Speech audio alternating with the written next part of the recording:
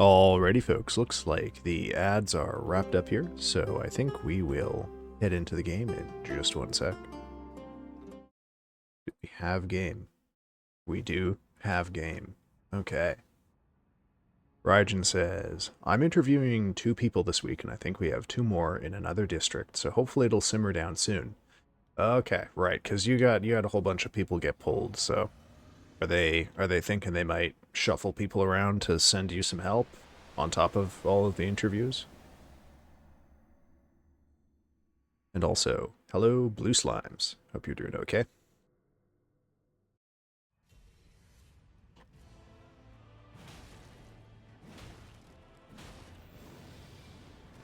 Whoops. Goodness gracious. Well, that's why I'm here. Don't want to get out of practice before Sunday, or Monday, rather. I don't have a strong sense of exactly how long this boss is going to take. Radagon is much easier than Phase 2. So it's hard to say. My assistant is covering another location at the moment, so hypothetically, once we have a few more people, I will get him back. Okay. Well, I will keep my fingers crossed for you, man. It's like, you know, everywhere these days is perennially understaffed, so they can't do anything about incidental problems that crop up. Other than, you know, rob Peter to pay Paul, basically. Oh, that's gonna pop.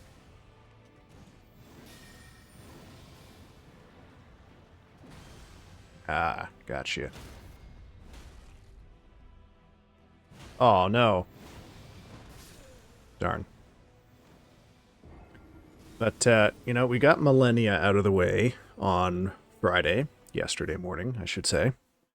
And now that that is done, so for funzo, I won't feel terrible about it if we don't get the RL1 run finished before Night Rain drops. I would like to, but the main thing I was really worried about was how long it took me to get practice enough with Millennia to be able to handle that fight hitless. If I had to then, you know, take a long break from it for Night Rain days, I fear what that would have meant. I almost certainly would have needed to basically relearn the fight if I'd had to come back to it.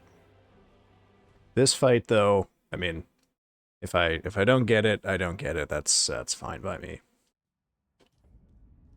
But yeah, Night Rain coming in under a week. It releases at some very odd times. I've looked at the schedules, and the poor console players get it about 6 hours later than the PC players. Sometimes. But for me, it's releasing on Thursday afternoon at 3 p.m., which is a great time for a game to release. Other than that, there is no way I will be home from work in time to play it when launch happens. So there will definitely be a stream on Thursday, but it will be, you know, unfortunately, it won't be a launch stream.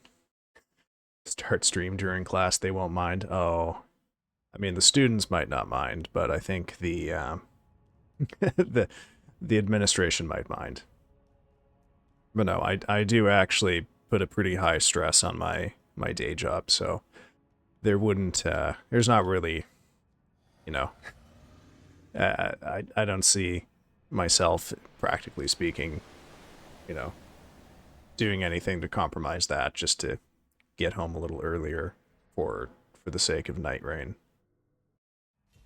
But I am definitely looking forward to it. It'll probably be a good long stream, like an all-night stream probably, because I also don't have anything I have to do. Oh my god, what is going on here? Don't have anything to do the Friday after, so I have a pretty, like, open schedule. The Thursday, Friday, Saturday are pretty much fully open. So I will miss launch, but then I can give it a little bit of no-lifing, and then I'll probably settle back into my regular schedule of Monday, Wednesday, Friday. And that'll be that. I'll probably play Night Rain for my usual 2 days, and then I'll go back to my spooky games on Fridays, which I have missed because I have traded them off for Elden Ring because of Millennia, but that will be over soon. It's gonna pop. There we go. But I also, there is a bit of a gamble here because oh shit, darn, I don't know if I'm gonna like Night Rain. I mean, I probably will. I don't dislike roguelites. This one has some interesting mechanics to it. I will definitely give it a fair shake. I learned from playing Neo 2 a couple weeks ago that I really need to make sure I put a solid couple hours into something before I make any lasting judgments about it. But, I will say one of the main stresses of that game is that it's time limited because you have the storm that encroaches every day, and then you have the boss you have to fight at the end. So I traditionally don't like games that force me to rush. So we will have to just see how that works out. Oh, god damn it. I'm playing Dark Souls 2 because it's the one I have, but I haven't touched Souls-like in like 8 years. Do you have a suggestion on what to try after? Well, I mean, the thing is, you've started with Dark Souls 2. Oh, I missed a message about that. I started Dark Souls 2 last night, and now you get ganked way more often than I remember.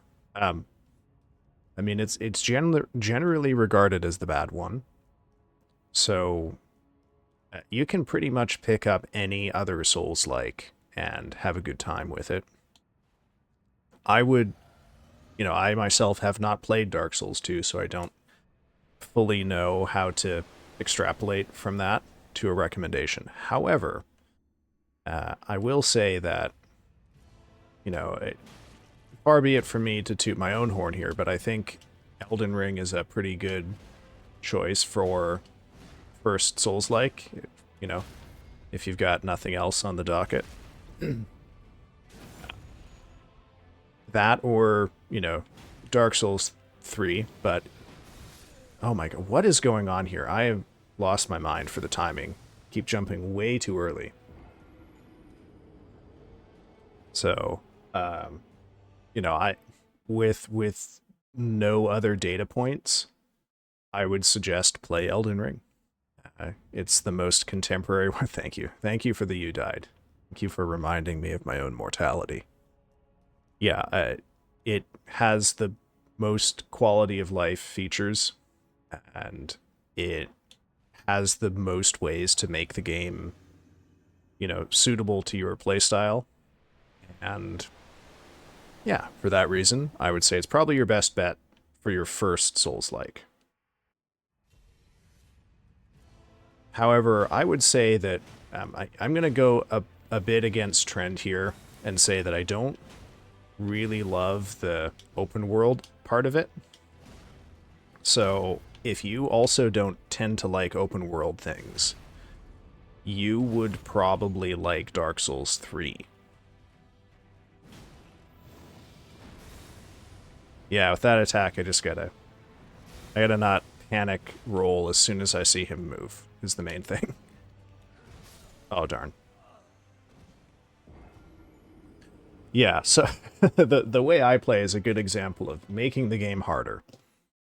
You can certainly make the game easier by using summons, you can make it easier by using consumables, you can make it easier by, leveling up, for example. But you know, I guess I see how much the game has in it because I see how much I'm choosing not to use.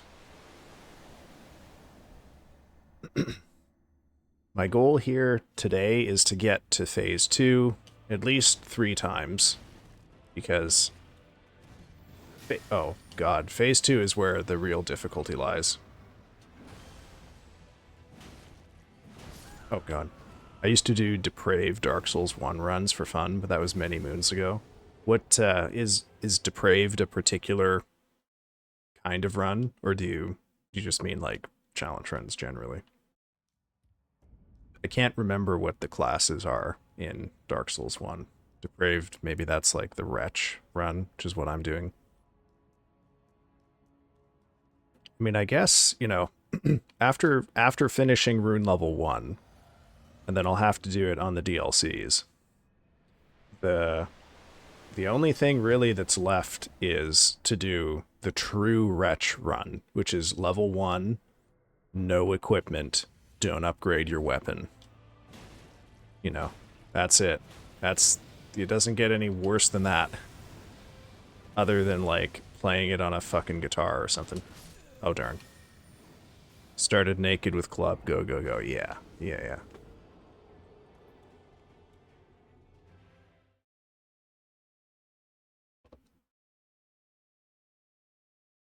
Yeah, the Repo collab on Thursday was an interesting time, too.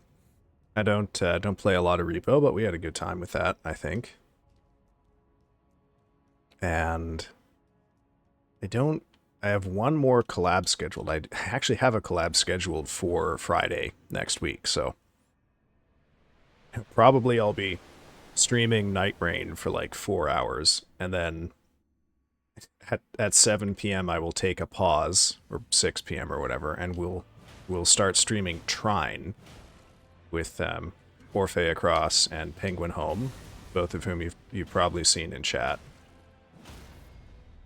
Yeah, not the biggest Repo fan, but it was fun. Yeah, that's kind of my stance on it too. I think Repo is a game I probably wouldn't...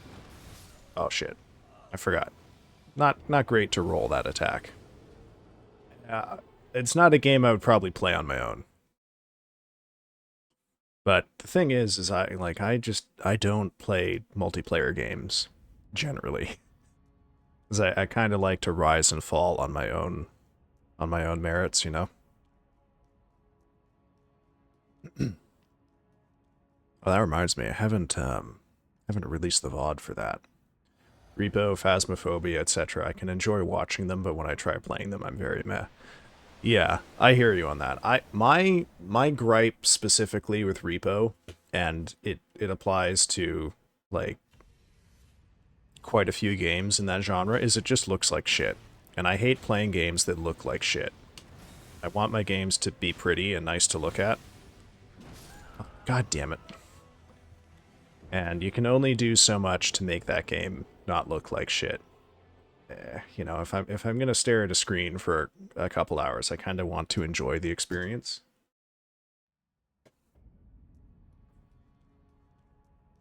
But they, you know, their graphics aren't everything. They're definitely not nothing, and Repo is just kind of fugly. Yeah, that's the thing. I want to say that the ugliness of the game is like part of its design philosophy, in that like you don't have perfect visual clarity sometimes, but I don't know that that is actually true. Oh, Radagon. Wow. Way more aggressive than he usually is here. I don't like how oh, right, I forgot. You can't riposte him from behind. Oh, shit. I didn't like how Among Us looked either, but people love it. Just not my thing. Yeah. Yeah. Like, I'm sure that there is a calculation with some of these games that they look bad in part because they're designed to be very, like, unintensive on computers, right? So that as many people as possible can play them. I seem to recall, like, you can even get, like, Finagle Among Us to work in a browser if you know how. Correct me if I'm wrong on that. But I don't know if that is the case for Repo, but it would make sense as to why it looks like crap. However, looking like crap on purpose doesn't change the fact that it looks like crap, and I like to play games that don't look like crap. Oh my god. Panicking. Panic rolling. Oh no. Get staggered. Fuck. There we go. You know, I kind of missed the boat on Among Us. You know, I didn't really... There we go. Didn't really play it in its moment. And now, I don't know, do people still even play that game, or have new luminaries in the genre taken over? Aw, damn. Should have only... yeah. Once he gets below, like, half health, you can really only greet one hit out of him.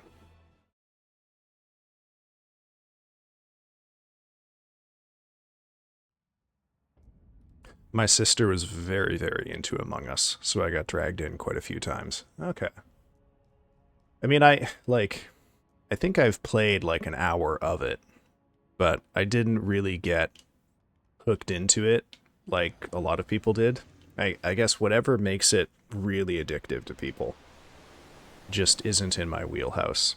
You know, the kind of social deduction games are not my cup of tea, I guess.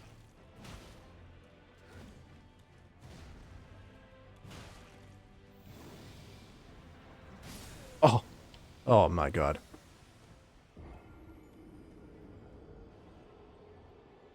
I realize I have learned one particular, like... I have a very bad habit that I picked up from the Millennia fight. Because Millennia, for all her difficulty, she has really low poise. So I grew accustomed over the previous 10 streams to being able to take a calculated risk and hit her during an attack. Because unless she's got hyper armor, I can mostly stagger her out of many of her attacks. But Radagon is a poise lord. There is no staggering him out of anything.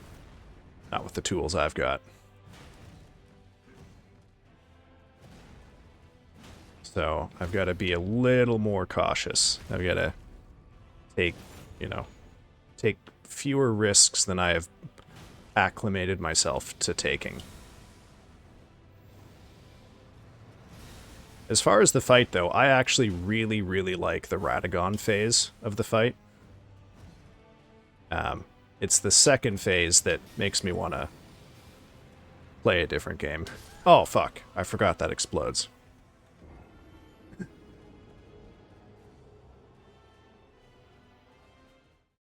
But I remember people were... when this game first released, there was a... thank you, Rajan. There's a lag period of about 3 weeks while most players struggled their way through to the final boss. And then all of a sudden... oh, excuse me. Sorry. I gotta mute for a sec.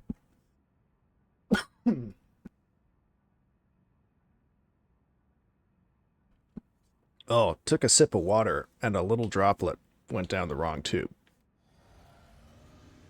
Oh, now I got the hiccups too. This is great. Anyway, there was a lag period of about 3 weeks. And then all of a sudden what you got is a lot of people complaining about the Elden Beast because it is completely immune to all status effects. And so if you'd gotten through the game like relying on bleed to fight, you abruptly... your build just straight up doesn't work anymore because the Elden Beast says no. You'd have to correct me if I'm wrong. I can't remember if Radagon is also immune to bleed, but I usually change my build out of bleed stuff regardless. Oh shit. because, you you can't practically change your weapon partway through anyway. So might as well just spec out a bleed for the first fight.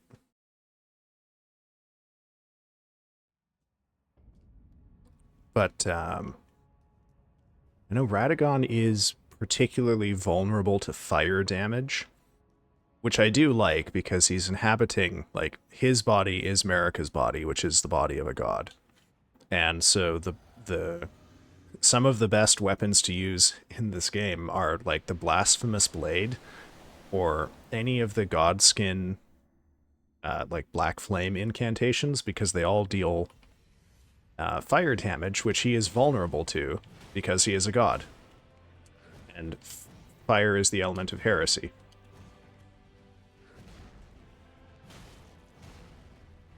But, like, I really like Radagon as a fight because he kind of takes you back to the basics of the game. There's not a lot of, like, bizarre shit. He has one really long combo, but that's it. With everything else, the deal with Radagon is don't be greedy, and you time your dodges properly, because like Margit and Morgott, he has really long wind-ups, and if you panic dodge, he will kill you. And, like, yeah, you gotta get a handle on some of his other shit, like this attack.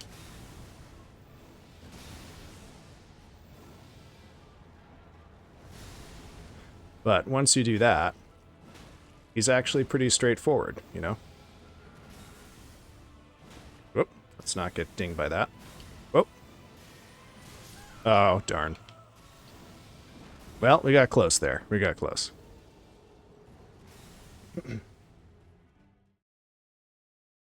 Yeah, the ancient... yeah. The ancient tech of get good. Yeah, I got greedy. I got greedy. I'm not abundantly worried here. I've got time. And also, I just don't, my main goal was to beat Millennia before Night Rain. I beat Millennia before Night Rain, so now I don't have to worry. I can just go at my own pace here. Yeah. Yeah, well, I mean, following my own advice would be helpful, but that would require me to listen to myself. I also just, I haven't done this fight, honestly, since probably, like, around this time. No. Probably the last time I did this fight was, like, January of 2024. Maybe even December of 23. Because I took a bit of a break while I waited for the expansion to arrive.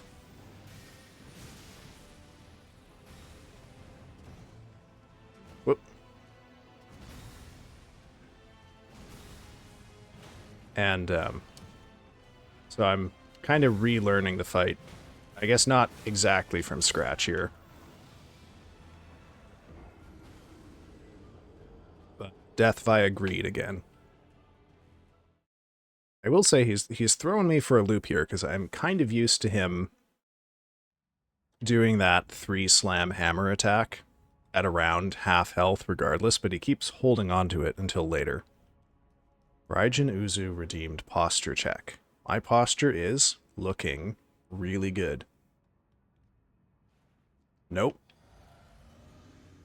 I have a headrest that is set in exactly the position that if the back of my head is touching it, that tells me I'm sitting with good posture. So I sit and I pay attention to where my head is.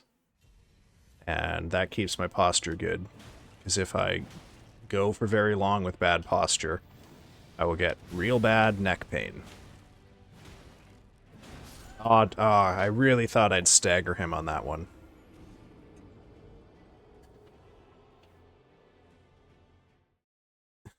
That's the problem. You need to be in the throbbing back pain lock-in form. No. See, the problem... I am amazed by the existence of people who find pain or discomfort a focusing thing. For me, I can't focus if there are like intrusive sensations of the body. I can't focus when I'm in pain or tired or whatever.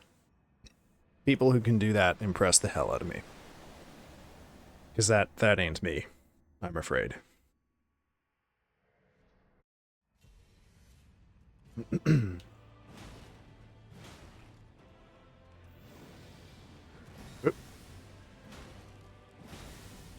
I don't think I'm going to have a stream tomorrow of any kind. But I'll definitely be doing a bit of offline Radagon practice at some point. Because I'll have a stream on Monday that will be more Radagon. And then, darn. That'll honestly probably be it, because I want to stream at least one more thing other than Elden Ring before Night Rain. So, it'll clear today. I wish that were true, but I don't think it is. I don't think it is. In part, well, okay. I have every confidence I will become proficient at getting to Phase 2 today. The problem is Phase 2. And the problem with Phase 2 is the fucking Elden Stars attack, which I don't think I've ever managed to kill the Elden Beast without getting tagged by that attack. At least once. So, that one's going to be interesting, because I don't know if one tag from the star will kill me. Fuck.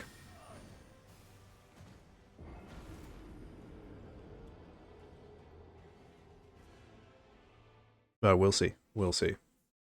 It's kind of, it's hard to know ahead of time what's going to work or not.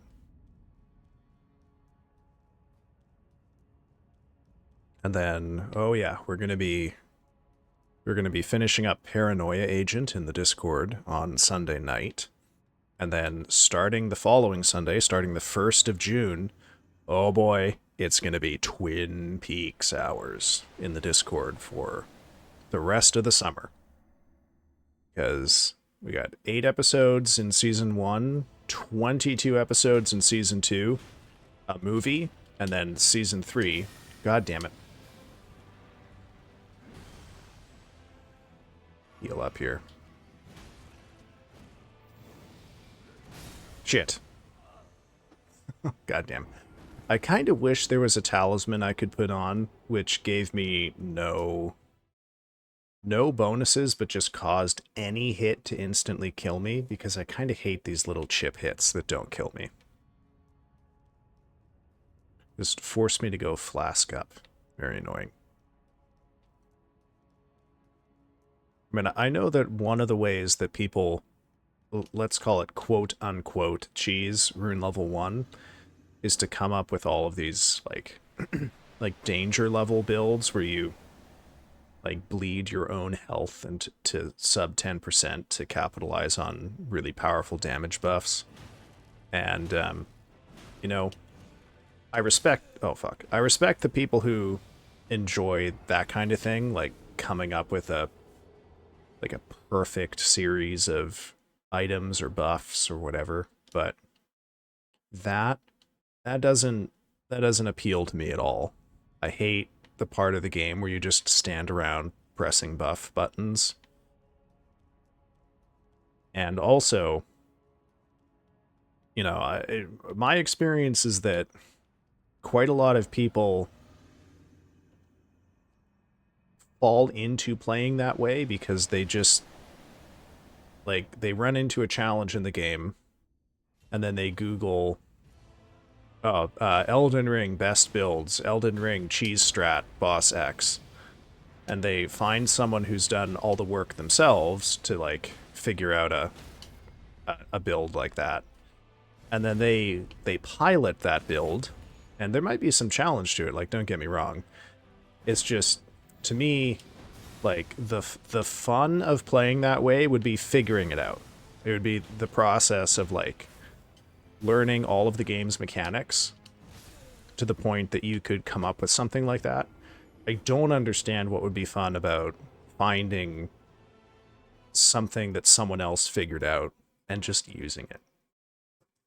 You can say that they're trash, it's fine. I mean, trash, not trash, I mean, I guess I look at it, when I see someone playing the game in a way that I don't find fun, my first question is like, okay, well then clearly what they find fun must be different from me, right? So like what I enjoy is slowly like mastering like the dexterity challenge of dodging and timing and, you know, whoops, basically like mastering the basics is what I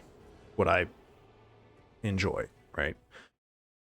There's no way for me to cheat that enjoyment in a rune level 1 run other than like playing these cheese builds, so I just don't play the cheese builds so I can't fuck up my own fun. If you figure out how to break shit yourself, it's fun. Net decking is boring. Yeah, that's pretty much it. Like, yeah, that's my view on it too, and that's kind of how that's like what I enjoy about playing Magic the Gathering too. Like I don't really play Magic to win. I play to make weird, stupid combos work. Oh god. Or like try and make a shitty theme deck kind of sort of play a little bit. And if it doesn't, it's fine. I wasn't playing to win anyway. Which I guess is cope, but I also just like I don't I don't place a lot of value in just winning.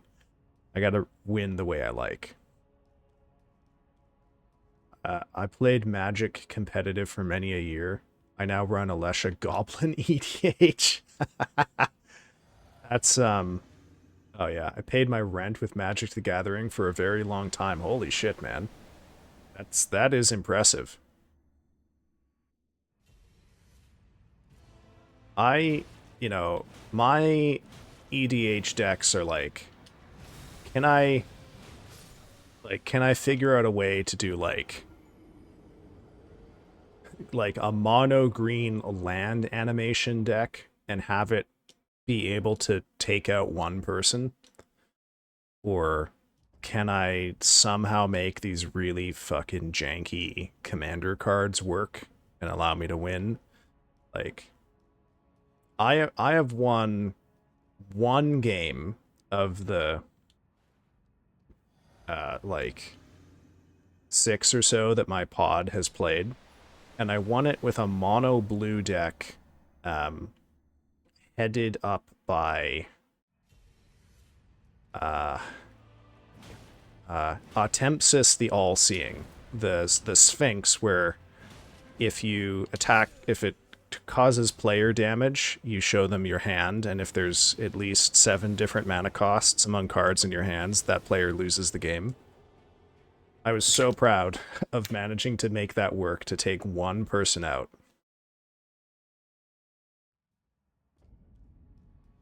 Not to toot my own horn, just to say at one point, I tagged being a legitimate player, quote unquote. Nice, man. I mean, that is impressive. I've never really been a standard or modern player, just in part because the way that I like to play doesn't, I don't know, for a lot of people it's not fun to play against someone who's also not really trying to win, right? Like, you get your your fucking nasty Boros Mice deck that's the standard meta right now, and you come across me playing some fucking stupid Golgari Land Matters deck, and it just, it's probably not fun to have an easy win for those people. They kind of want it to be a fight. So I have considered going into Pauper or Pre-Modern, since those, well, the Pauper anyway tends to be a bit cheaper. Yeah, I know the group hug decks. The next deck I am playing is not gonna be that. Um, but I have considered it.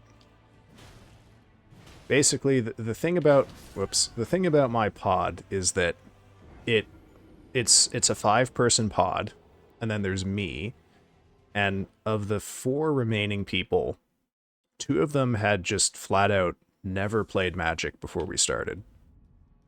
and the other two had played it not very much, like 10 plus years ago. And so part of what it has, part of how this pod works is that because I'm the only one with a Magic collection, I build all 5 decks for every match out of my own collection, so I can kind of make it possible for stupid janky decks like mine to be viable in that scenario, because I build them, more conventional decks. I just take out some of the tools that are a little too strong, and then it kind of works out pretty well, I would say.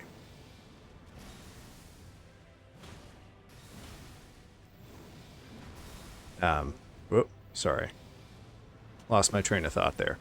But one of the things that I have been trying to help the new and returning players see is that sometimes the person at the table who has an annoying deck is not necessarily the person at the table with the scary deck. So they have slowly learned that sometimes you don't want to immediately like smash the person who has brought a deck with like stacks cards or prison cards or whatever. So if you focus on them, then the person playing the Naya tokens deck, or like Selesnya Elf Ball, is going to just build up an overwhelming board state that no one can deal with, and now there's no way to stop them because the stacks player is dead. And they're starting to learn. They're starting to learn. But for our next meeting, I am playing a mono-white Phyrexians deck, which is going to be a combo, like token spam and stacks. So I'm very curious to see how this works out.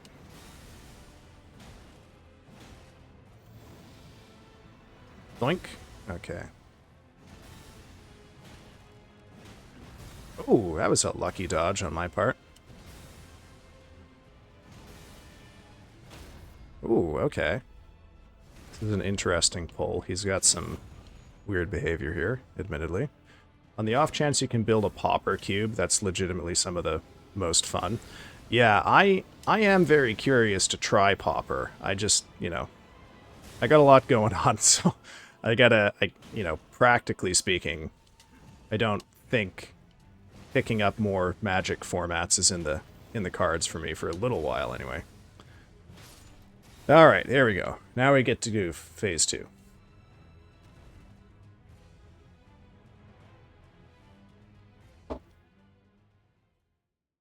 We'll watch the the cinematic just as tradition. Now, as for this fight, I would say Radagon, just on his own, if Radagon were just a fight, A-tier fight, but maybe a lower A-tier fight. If he were on his own, I'd want him to do a little bit more, and I'd want him to be tougher. Like, he goes away very quickly because he's just one phase of a 2-phase fight. I'd want him to be tougher. But yeah, like A minus fight. Elden Beast though, oh, C+ at best. This fight sucks. We'll see how it is with the horse, since the big change they've made to it since I last did this fight is you get to ride Torrent in the boss arena now, which might hypothetically save my ass when it comes to Elden Stars. I don't know if it will, but we'll find out. Hopefully I don't die immediately, which is, of course, very possible. But, I don't like this fight. This is not a good fight. And the fact that it's phase 2 after a much, much, much better fight just sucks. I mean, there's no way around it. Oh no, we're not getting fire already, are we? Okay. Man, that sucks. Okay. I do like that this fight is basically just a dragon with a sword, though. I do find that kind of fun.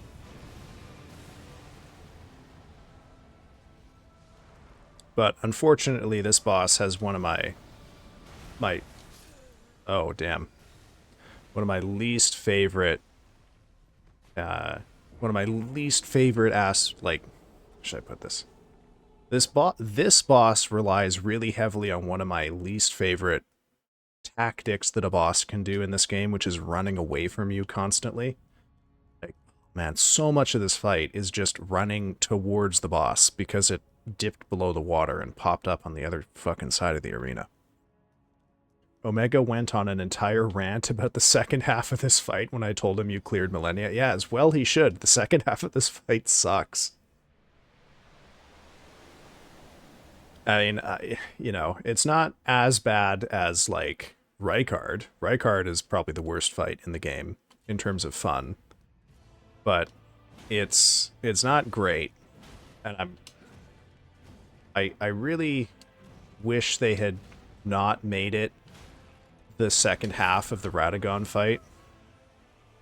I mean, you don't need the horse. The horse is definitely going to be helpful, that's for sure. But I've done it without the horse. People did it without the horse for 2 years before they finally let you use the horse. But yeah, I mean, that's why people wanted the horse, is that the fucking boss spends so long running away from you that you might as well just get on the horse and get there quicker.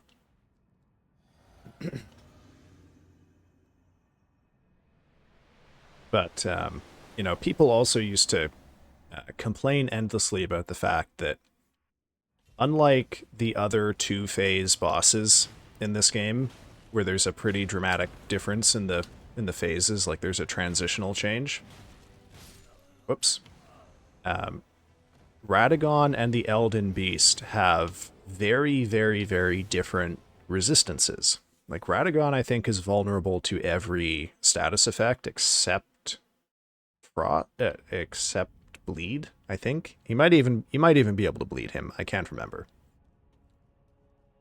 And his elemental weaknesses, like, he's very resistant to holy damage, he's weak to strike damage, and he's vulnerable to fire.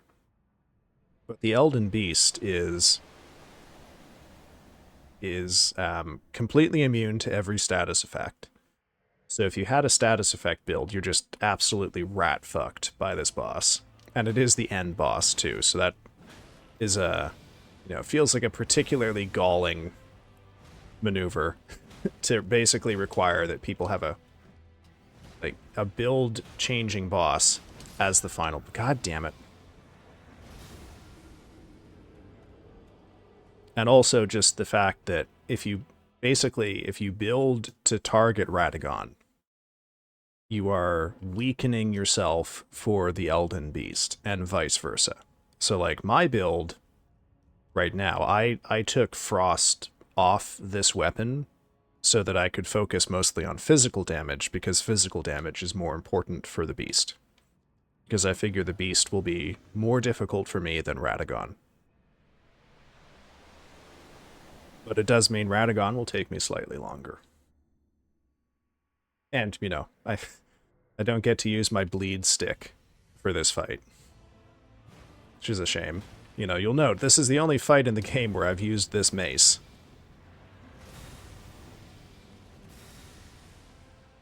If I had to play the game using only one weapon, oh, for God's sake, man, take a break.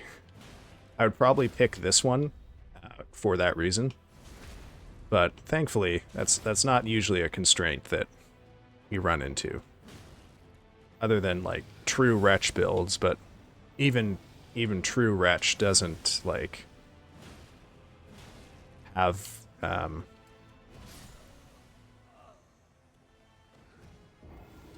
what am I saying? Like, true Wretch makes that decision for you because you just use the club. And fortunately, the club is a not terrible weapon against the Elden Beast. What it does really suck against is Fortis Axe. Dark Souls 2 lets you use the old meat mittens. I was really debating trying to do a run like that. Oh, well. I, I think actually probably the best weapon in the game for a rune level 1 run is a fist weapon. It's the iron balls. You literally strap a pair of iron balls to your fists and fight with those. I'm gonna die. Fuck. If the boss is vulnerable to bleed, you use the iron balls that have spikes on them. And if the boss is not vulnerable to bleed, you use the iron balls that don't. In fact, I think they might be light enough that you could even have both of them equipped at the same time. I don't know. Yeah, I didn't pick either of them up this run because I don't like fist weapons. Yeah, I will probably play Dark Souls 2 starting sometime in June. Yeah, I mean, go figure. The greatest weapon they ever gave you in this game is balls.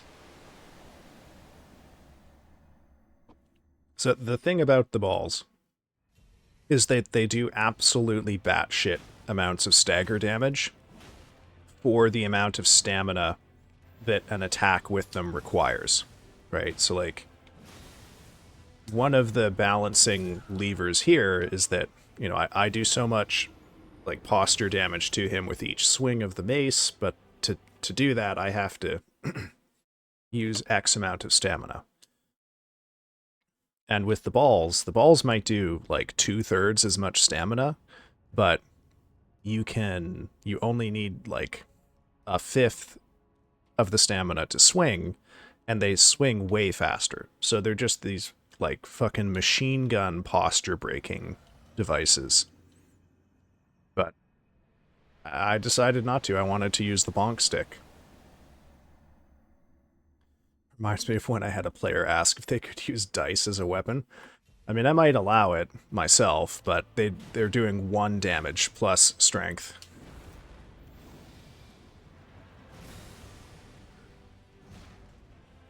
That might be fun, though. I could see, like, a... I don't know, I'm inclined to think, like, there's probably a way to finagle a magic weapon that you could make for someone that's like a set of magic dice, and you can decide that an attack will deal an amount of damage equal to that dice roll. So you can choose, like, oh, I want it to do D4, or I want it to do D20, but then, like, the next time you have to roll one of those dice, the DM can decide that the result is a 1, because you used that ability. That's probably the trade-off I would make for it.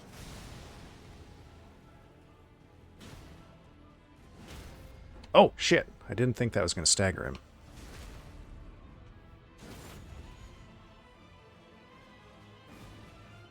Well, the difference is that monks suck in other ways because their unarmed strikes are allowed to be really strong like that. So, I might do that if I didn't have a monk in the party, because by giving a buff that another class has to pay for in its design space, it effectively nerfs monks if every other class can do monk damage unarmed. But that's because monks suck. You know, they're just not well put together in the game. You know, it's kind of like how many opportunities for design space in terms of how skill checks work is closed off because of what they decided to do with rogues and bards. You functionally can't make skill checks too good or too useful in certain circumstances, or you risk making bards and rogues the best choice in every situation. But it is kind of the problem with having, like, ultimately I think what this shows is that, like, jack of all trades design space in something like in D&D is not good. You don't design for jack of all trades. Just pick something that they should be good at. Fuck. Damn it. Oh, he caught me, that fucker. Yeah.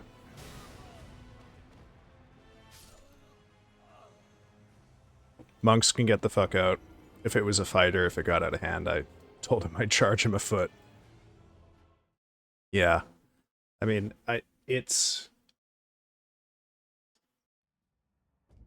Yeah. I mean, the thing is once you start poking around with this stuff, you realize how fragile 5th edition is.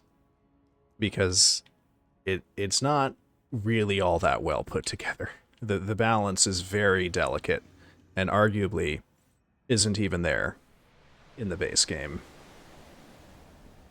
And that's not including the fact that, like, just in terms of the way most people play the game, where you have lots of short rests available, and long rests are relatively easy to get, that alone is a huge buff to certain classes. Like, it's part of the reason why wizards are so good, is that the logic of the game incentivizes wizards if you have lots of rests. Shit.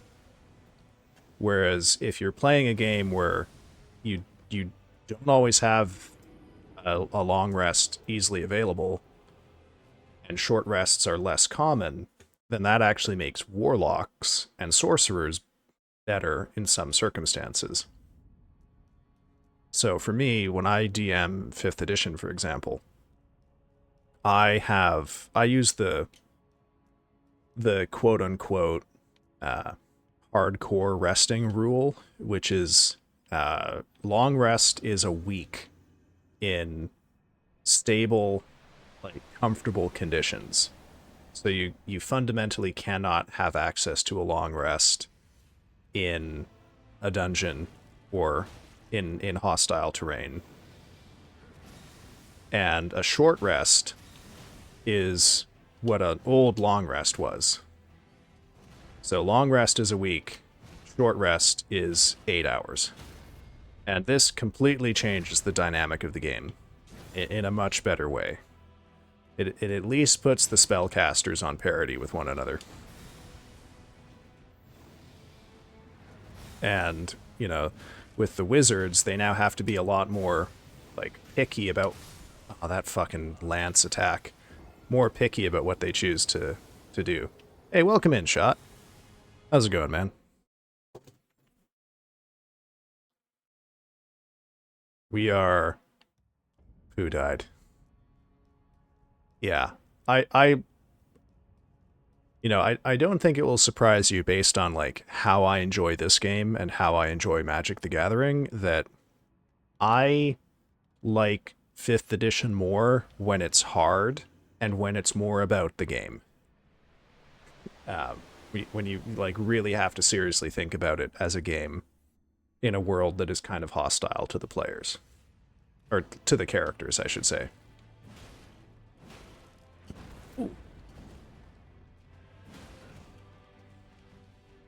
Oh, fuck, what was I doing?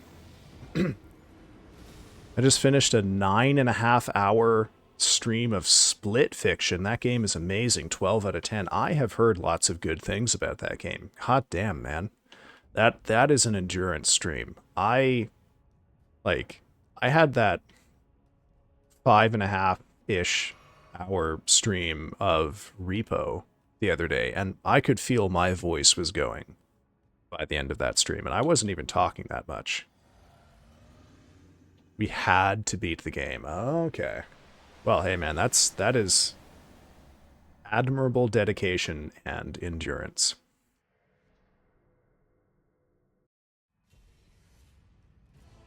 I have wanted to play it, but I'm kind of waiting for it to go on sale. And I don't... Oh my god. Don't fully know who I'm going to play it with. But we'll figure it out. 12 out of 10 is a pretty solid recommendation, though. I'm not trying to kill you, that orc band probably is what I tell my players. Yeah. I mean, we have an ad break coming up here shortly, so I don't want to get, like, into the weeds of it, but I also started... I don't know if we started around the same time. Carbonated Sky says, congratulations on beating Mel. I thank you, Carbonated. Thank you. I am also glad I beat Millennia. I don't have to worry about that anymore, since I now no longer feel like I need to rush to get something done before Night Rain drops. There we go. How are things going with you, Carbonated? You having a good Saturday? Fuck. Okay. Well, on that note, we got ads coming up here, so I'm gonna just send us to an ad break ever so slightly on the early side. We're gonna have 3 minutes of ads, folks. Take that time, go grab yourself a snack, go grab some water, go take your medicine if you have medicine to take, or do what I'm gonna do, which is get up, walk around, and stretch your legs. All right, folks, I will see you in 3 minutes, and when we come back, I will rant about the state of D&D today. See you soon, folks.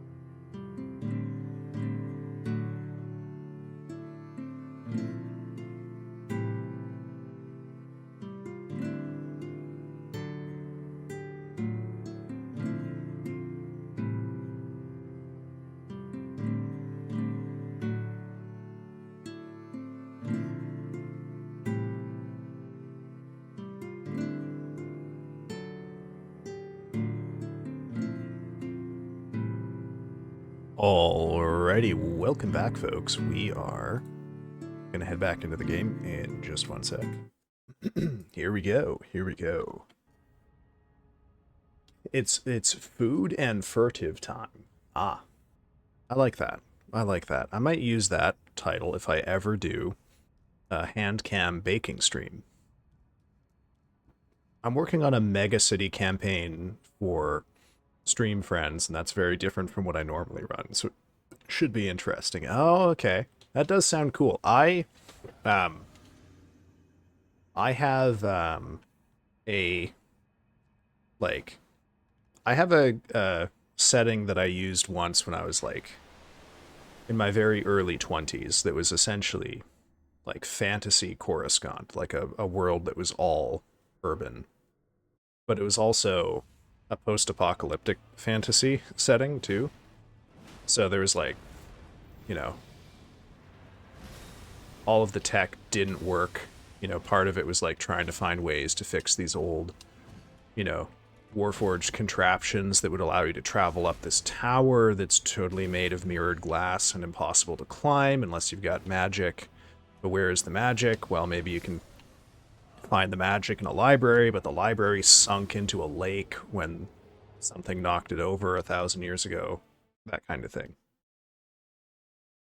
I don't like to play pretty standard, straight down the line fantasy settings. My default is to do like either really hard line dark fantasy or like full on fantasy horror settings.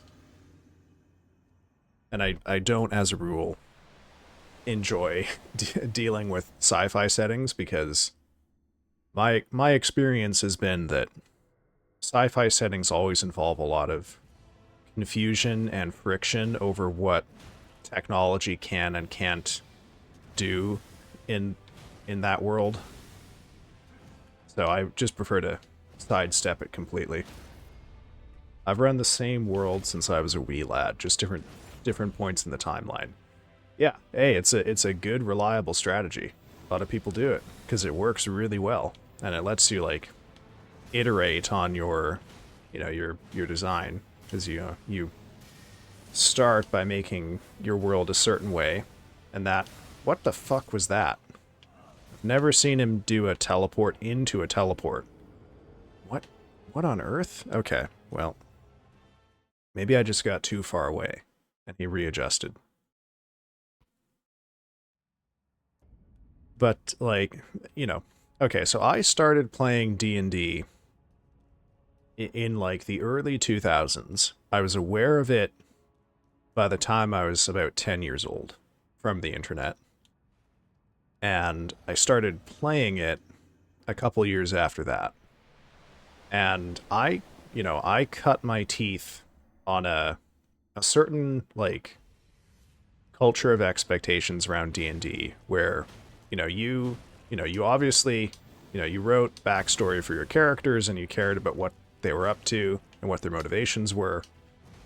But you also, you came to every session with like 3 backup characters because you also knew that the world was dangerous and hostile and full of, forces that are seeking to oppose you.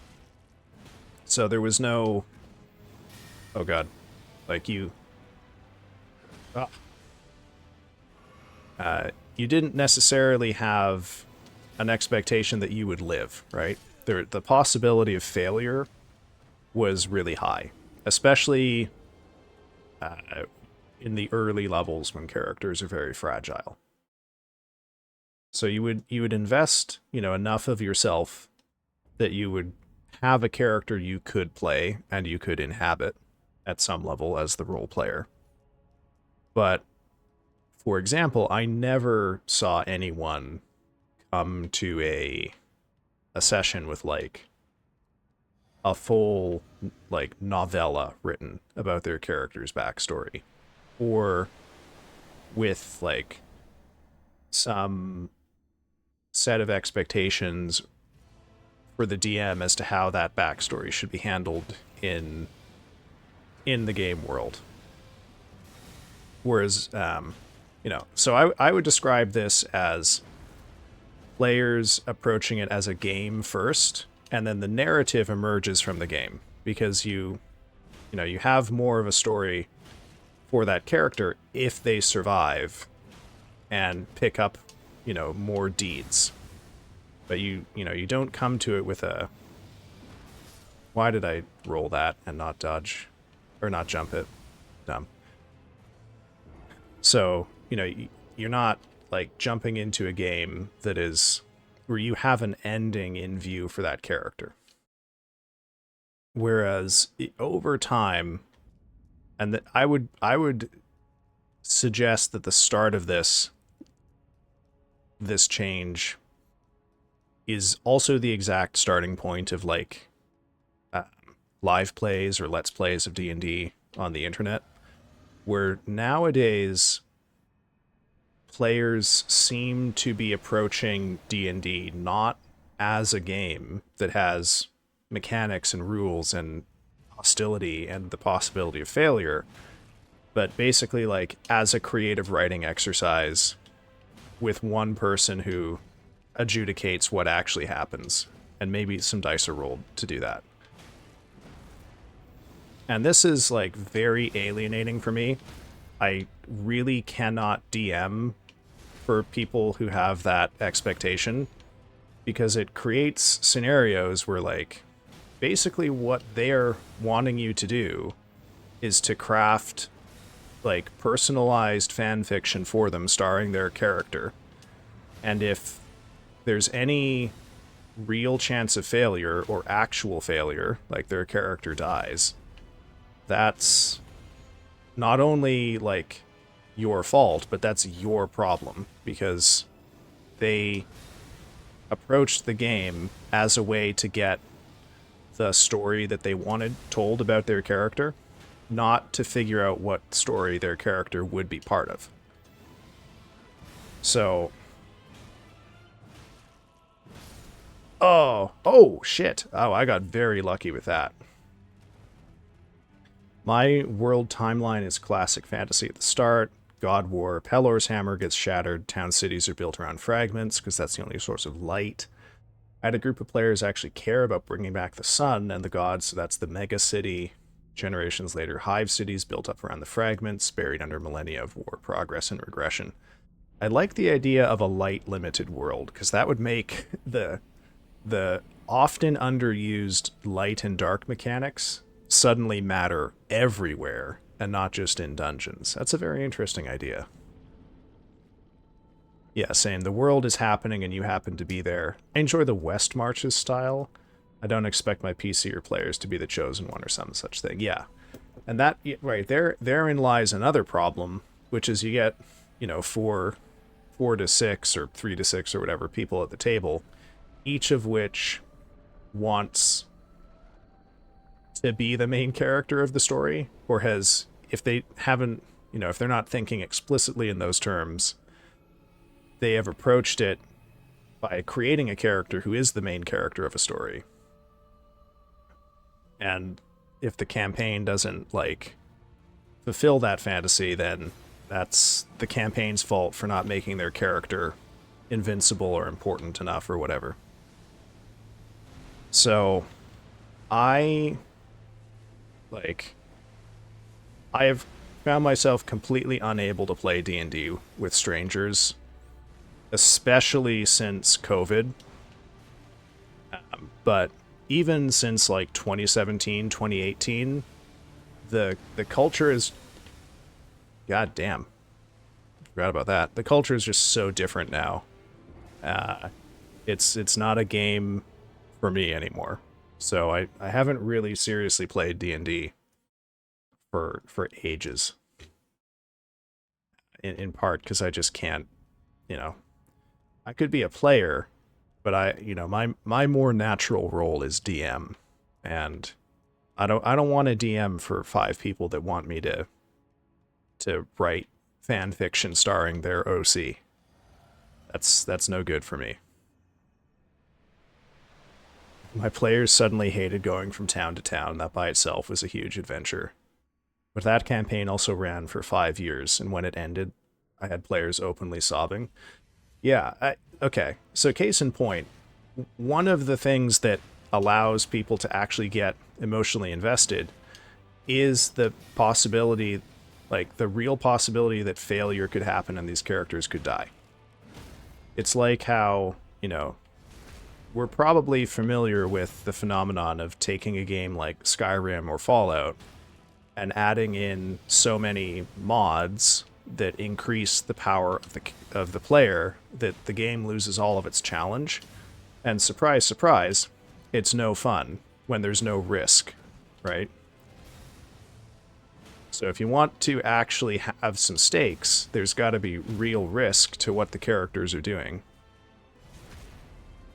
But if you approach it as like a fan fiction exercise, then risk is hostile because risk is antithetical to the sense of control that this is really operating from.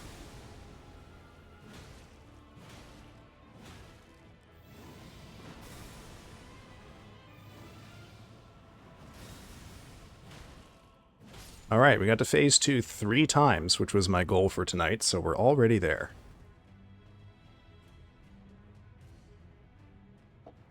I think I'm also from the Theater of Mind era, and a lot of players want boards and need to know exactly where they are on the board, and quite frankly, I do not care. Yes, exactly. I would say it goes even, it's even worse than that. People are now unsatisfied with the old standby of, you know, this chess piece is your character. You know, this chunk of cardboard is the boss, because now they want everything to be represented by a miniature that costs like $120. I hate that shit. Like, to me, D&D doesn't require anything except the book and some pencils and an eraser and your dice. And if we're at the point now where we've got to buy, like, expensive battle maps and fucking minifigures for everything, and I gotta custom order, like, character figures from someone's, like, 3D printing shop, no, fuck no. This is absurd. For a hobby that should actually be cheap, you know, hypothetically, really all it needs is for the group to pool together money to buy the DM's guide and the player's handbook. That's it. That and paper. Oh, man. This shit makes me mad. It annoys me so much. But, you know, I guess that's the nature of aging, is you age out of some hobbies, you know, because it's changed out from under you. And, you know, I guess, you know, we live in a society where the hobby needs to constantly recruit new people to grow, and this is how they did it, and now it's very successful. Yeah. Anyway. Jethro, son of Jeb, son of Jebediah, son of Jennifer, daughter of Jembal. I want that character. I don't care about your son of a king who's a special snowflake. Yeah, so when I was still trying to get D&D groups going, the way I expressed this to players was called the Law of Level 1, which is that a level 1 character is like not meaningfully more dangerous or impactful on the world than your average town guard. So your backstory that you write for your character should reflect that amount of importance and impact on the world. And that kind of worked for some people. But I could also tell that really annoyed some people because they wanted, you know, their level 1 character to be the, you know, discarded son of a god or something. And how do you even work with that when what they want to do is become the god? I don't know. Fortunately, you know, other things have filled the creative space where I used to apply D&D, but it is a shame, you know. It was a significant chunk of my life for like 15 years, and now it's unrecognizable to me. However, I have heard that the player culture in Pathfinder is a lot better, so I've been considering, you know, looking for maybe a Pathfinder group, but the problem for me is that I've got like a 60-hour-a-week day job and then this, so something's got to give if I want to add more shit into my life.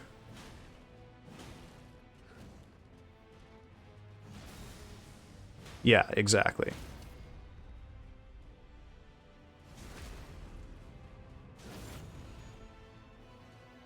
Or, you know, I had I tried to put together a D&D group in the fall of 2018, and I had two out of the four players wanted their character to be the chosen one. Like, well, we can do this thing maybe where like they don't know which one is supposed to be. They both like the prophecy has been interpreted that it could be either of them. That could be fun, but no, they they didn't want the ambiguity. They wanted to be the chosen one. Like for sure, for definite.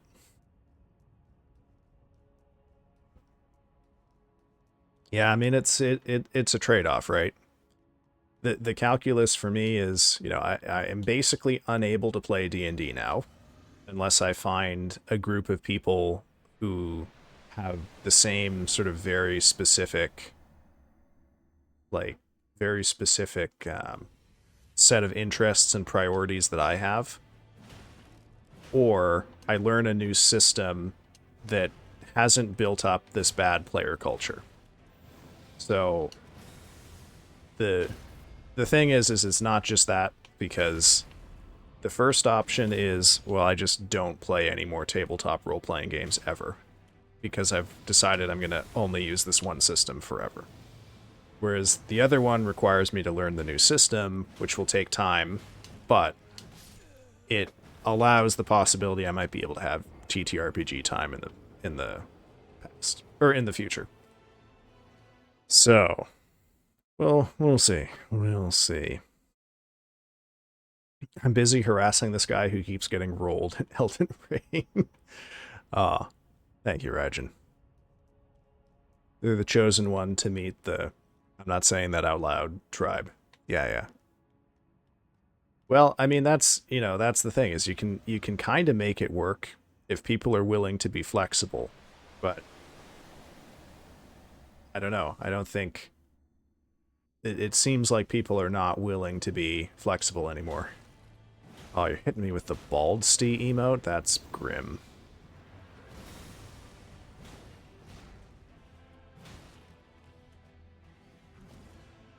Oh, fuck.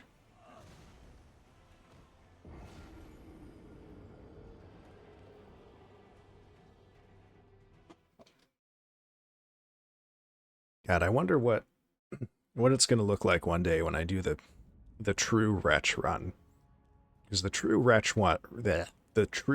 run doesn't even collect talismans. Like you wear nothing. You're completely unequipped except the club. And you never upgrade the club.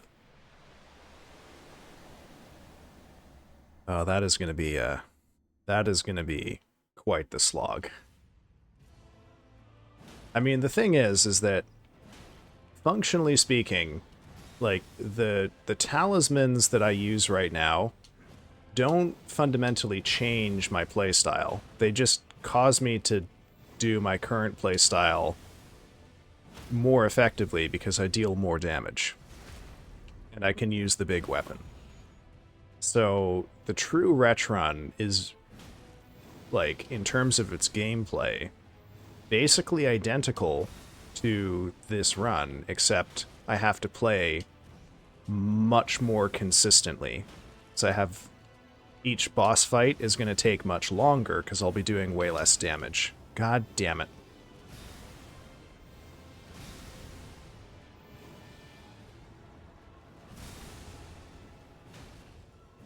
There we go. I knew I was going to stagger him.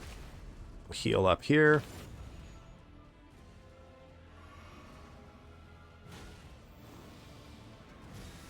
That's in part why I didn't want to rely on any cheese for the goddamn. That radius is something else.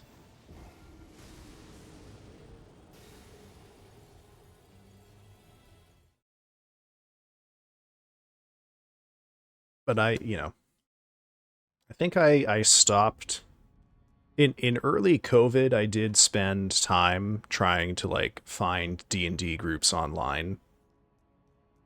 And I tried a few of them for a little while, but it just wasn't Wasn't working out, wasn't going anywhere. So I just don't bother anymore. I did, however, spend a lot of time coming up with custom subclasses and things of that nature. Oh, God. I also, at one point, completely rewrote the Warlock class to be a little more like what I would want it to be. Which I think that document I still have lurking around here somewhere. I came up with an entirely, like a huge and complex herbalism and alchemy system so that players could make potions and not have it break the in-game economy or the in-game balance. Fucking god, the teleports. You consistently hearty chortle. Well, I don't know. As the Millennia stuff shows, or at least has shown me, I am better at this game when I'm not streaming because I'm not distracting myself thinking about what to talk about or looking over at chat or just the incremental burden on your focus that's caused by streaming.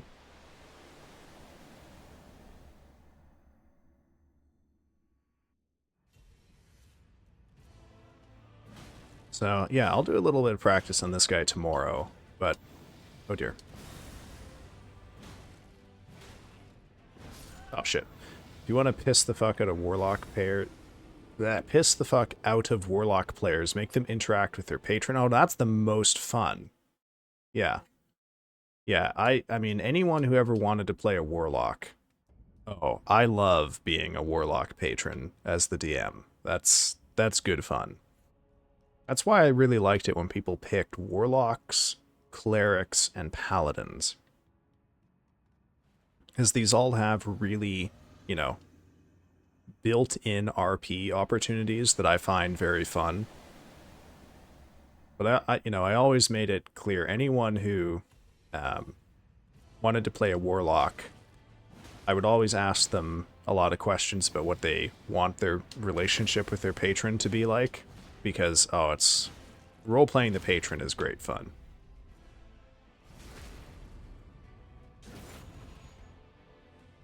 Also, really much easier to get a story hook in for a player backstory with Warlocks and the like. Ooh. Okay. Aura farming here. Just walking towards me and... God damn it. That attack has like a... That hammer thrust... I want to say the hitbox is like a cone and not a stick, like it feels like it should be. I don't know. That is maybe the one attack where the hitbox seems to me to be a little off, but maybe I'm just bad.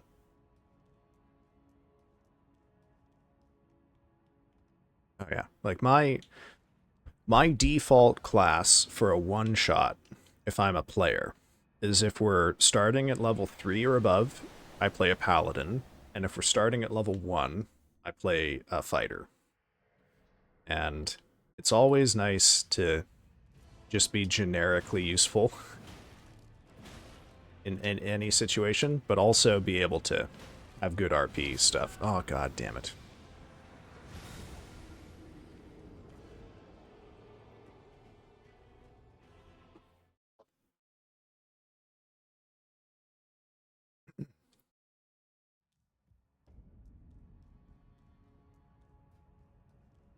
Yeah, oh man, I came up with so many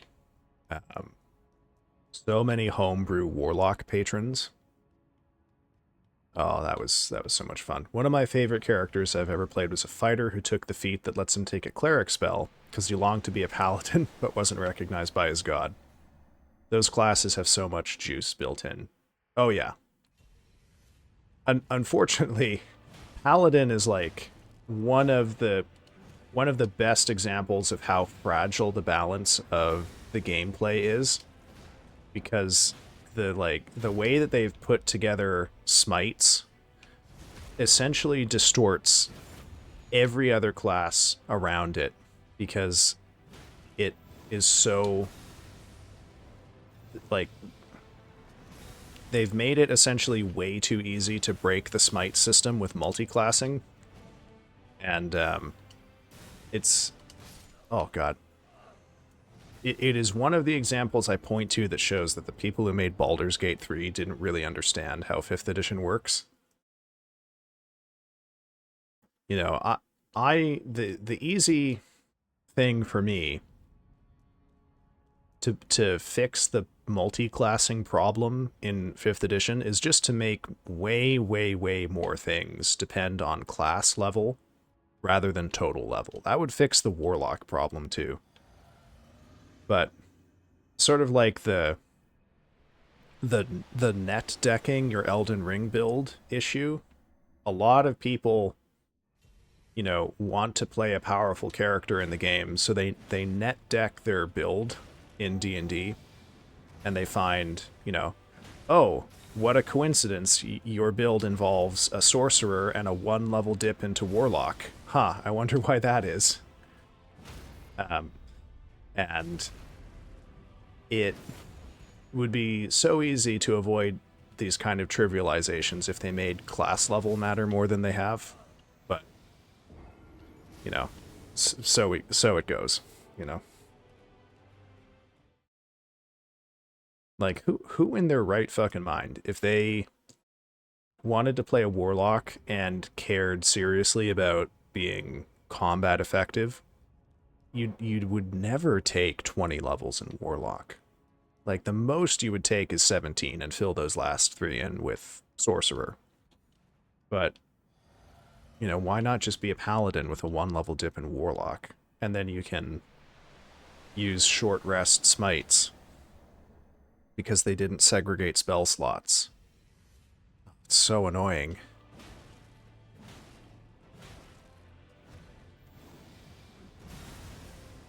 I've got to learn to stop panic rolling that attack in particular.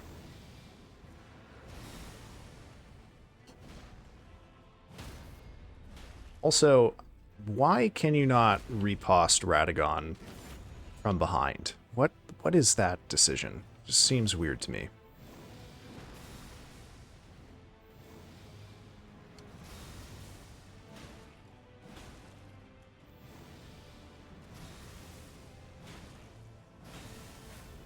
Ugh. No, not the fucking spear. God damn it. I'm very happy they divorced Paladin from alignment and married them to principles. Yeah. That is a wise decision, I think, too. I've seen so many Paladin Warlocks, and when I ask them for the RP reason, I get deer in the headlights look. Sorry, but if you're Paladin, you better have a Bahamut blessed reason they dipped. Yeah. My version of this was that, you know, depending on the patron you picked for your Warlock, they might not let you take levels in other classes without de-leveling you in Warlock. Kind of makes the 1-level dip a little more difficult to justify. Ditto Cleric. Like, if your god thinks you are picking up a new pursuit, I mean, they might just stop giving you spell slots now. Damn, that was a short fight.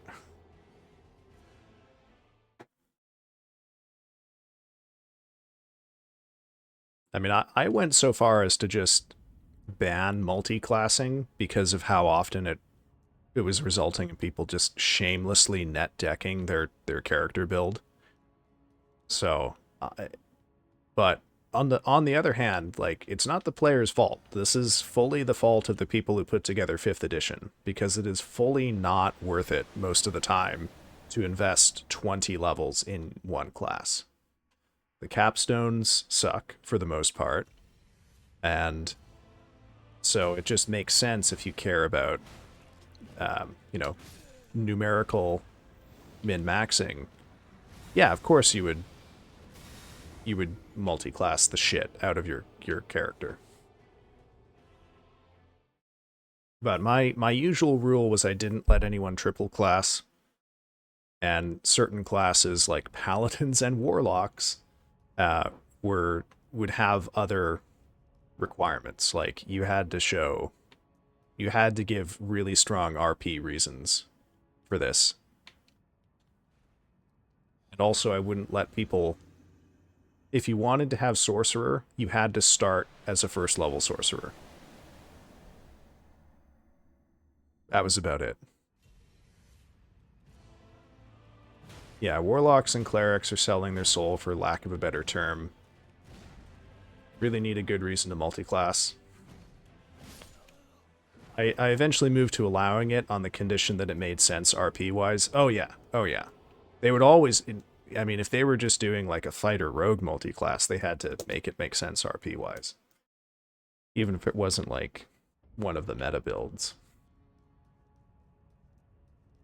But it's, you know, it's a good example of how a system that seems to be more free because they made it easier to multi-class, in fact, is much more limiting because the ways that you have to satisfy the incentives that the players bring to that system are much more narrow because the classes themselves aren't a viable option for all 20 of your levels. Yeah, like I would let people multi-class after first level sorcerer, but there's no discovering that partway through. Fuck.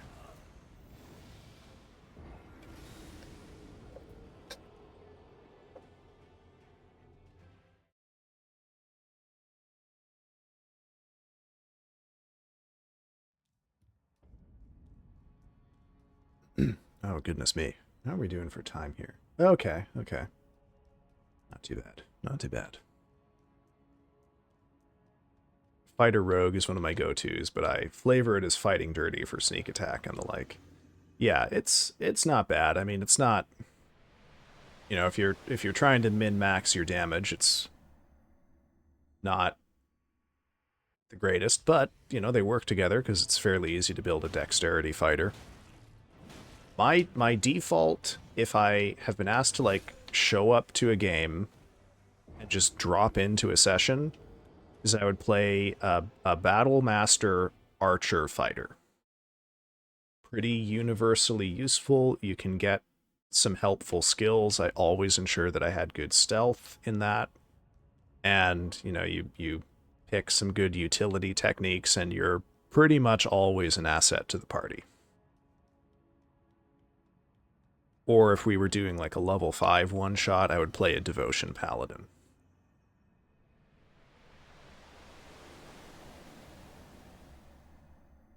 But if I were going to be a player in like a long campaign, oh, I would want to be... I could be a Paladin, but my instinct is always Warlock. Because of the, like, the patron RP. Just too good to pass up. Warlock or Cleric, I think.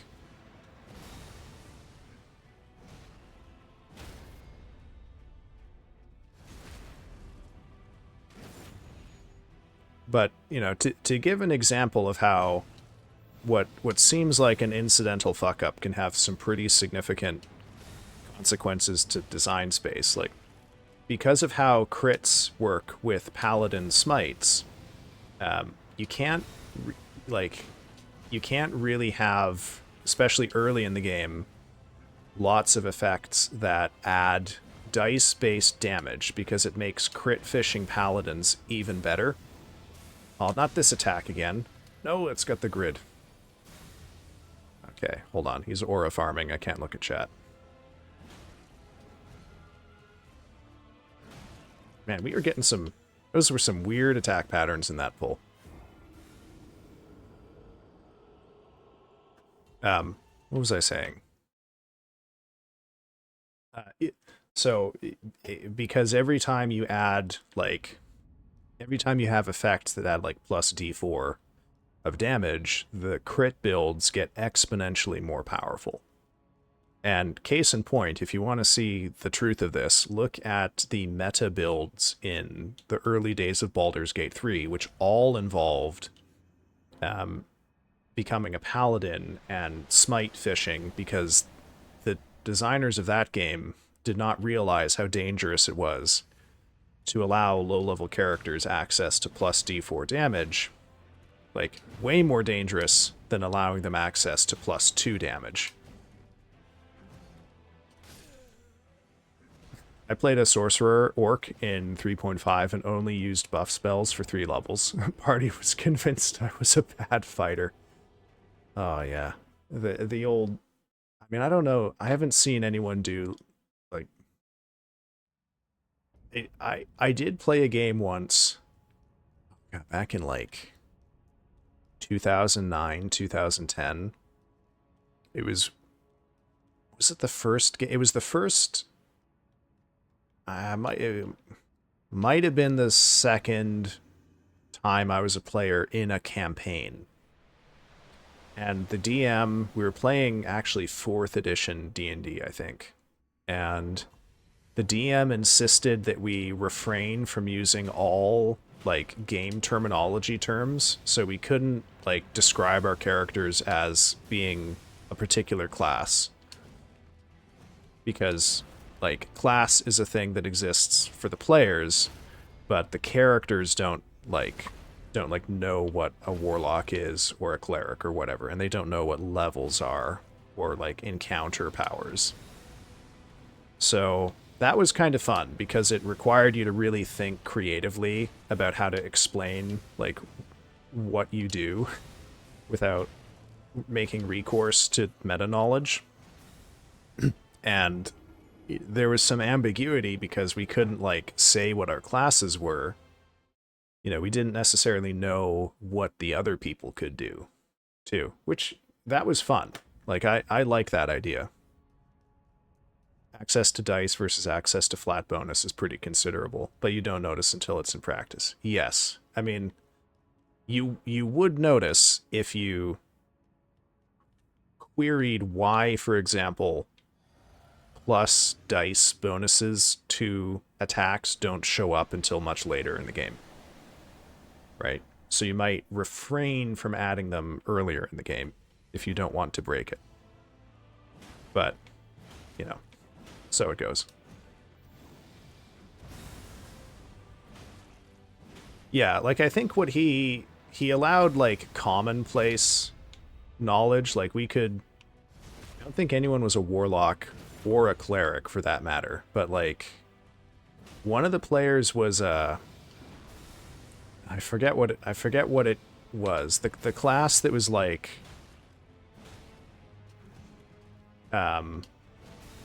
like, you were like a cleric, but you focused on doing damage, that had a weird name. So he couldn't, like, say I'm a whatever that was. He had to, like, explain that he belonged to a holy order and his job was to, you know, if the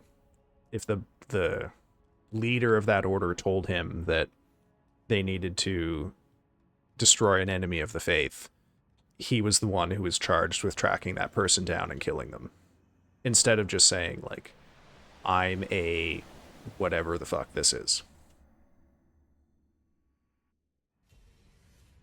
But it's like,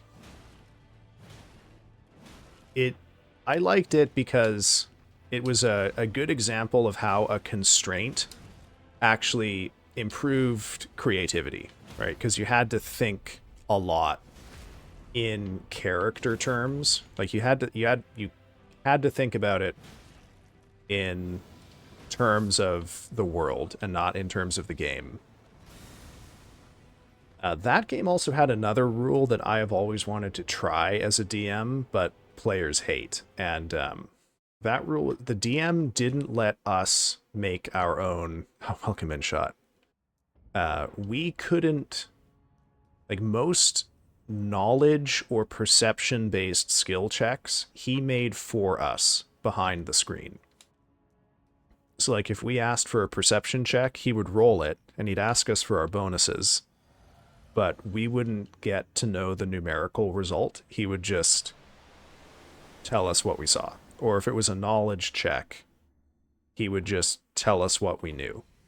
So we couldn't metagame, like, you know, because, like, if you roll a really high number if you nat 20 your knowledge on magic and you get no info, you can kind of metagame that there might not be more there, or it's way out of your league. But we couldn't do that. So I think that is an optional rule in Pathfinder, as I recall. It's been a long time since I looked into it. But I would definitely, if I were going to DM a game again, I would 100% do that for perception rolls, because oh man, it's just way too easy to get trapped in metagame shit with that.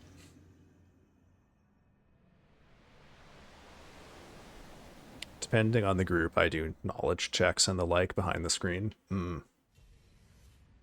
Yeah, I see. My one gripe with this, and it seems to be the problem that a lot of players have, is just that, like, you know, players, one of the main ways that players interact with the game is rolling dice. And the more of your dice, the more of their dice you roll, the less they have, to do as a means of interaction. Now, maybe what this means is that a roll is perhaps not the best situation or the best way to resolve something like knowledge. But I don't know. I don't know. I haven't thought about this one long enough. I tried playing as a Vanara in Pathfinder once. I climbed a roof and fell through to the basement. I'm afraid, Shot, I don't really know all that much about Pathfinder. You'll have to tell me what is a Vanara.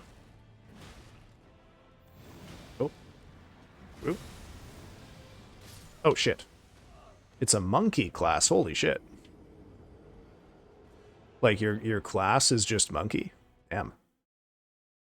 I didn't know Pathfinder worked like that.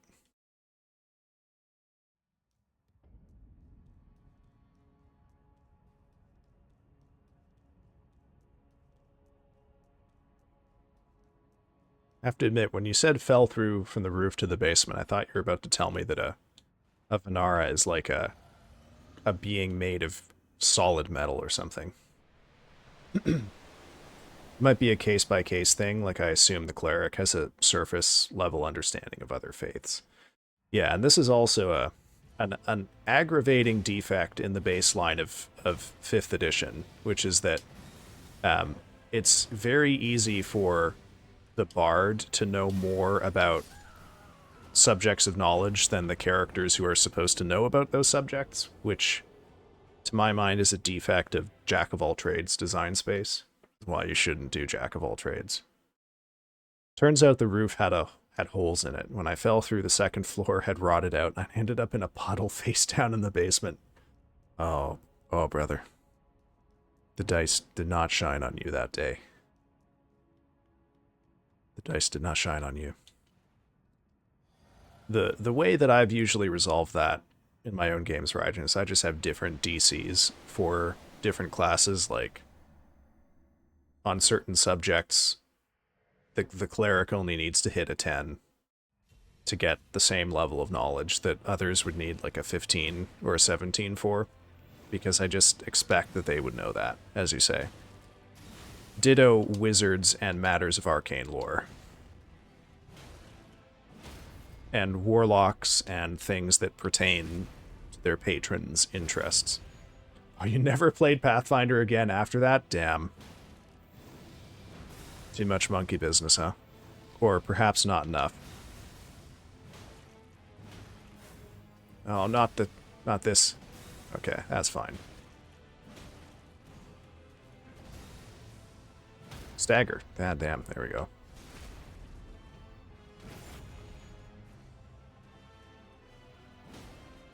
Okay. That's fine.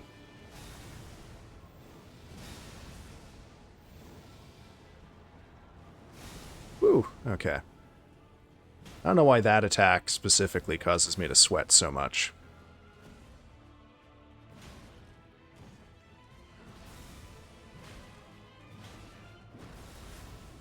No, fuck. Fuck. I believe it was truly too much monkey business for the very serious group of Pathfinder players. Hmm. Yeah, the tonality thing is a a problem too, because I myself as a player, to I tend to want a game whose tone is more like Darkest Dungeons than Adventure Time, but it that's matter of personal taste. Bard is actually my favorite class, but for their knowledge, I limit it to general knowledge. If they get a particular high roll, I'd give them like half truths about obscure info. Yeah, I mean, you know, you, it's the problem with the bard is not necessarily per se that it's bad that bards can have ridiculously high knowledge rolls or skill checks in random things. It's the problem is that other classes don't have access to that same level of roll for things you would expect them to, right? So like it would not, to my mind, it's not necessarily a problem that a bard can get ridiculous bonuses to like their religion skill check. It's that clerics have no way to get that same level of bonus. And because bards have it, it also prevents you from making any sort of custom mechanic that depends on raw skill bonus, because bards and rogues break the game on certain things. Oh yeah, yeah, it's a good session zero thing. It's good to line up like, you know, the game I want to DM is more like Lord of the Rings than Men in Tights, or the game I want to DM is like more like Game of Thrones than it is like Harry Potter, right? Unfortunately, and this is, I'm gonna lay the responsibility for this squarely at the feet of the big Let's Play series. Most it doesn't even occur to a lot of people that there might be different ways of playing the game, because one of the defects of the Let's Play ecosystem right now, whether you're, looking at Critical Role or Dropout or um, what's the other big, huge one, like the Adventure Zone or something, all of these fundamentally have this kind of like Marvel light, silly, goofy tone with a little bit of, you know, here's the moral of this very special episode kind of thing.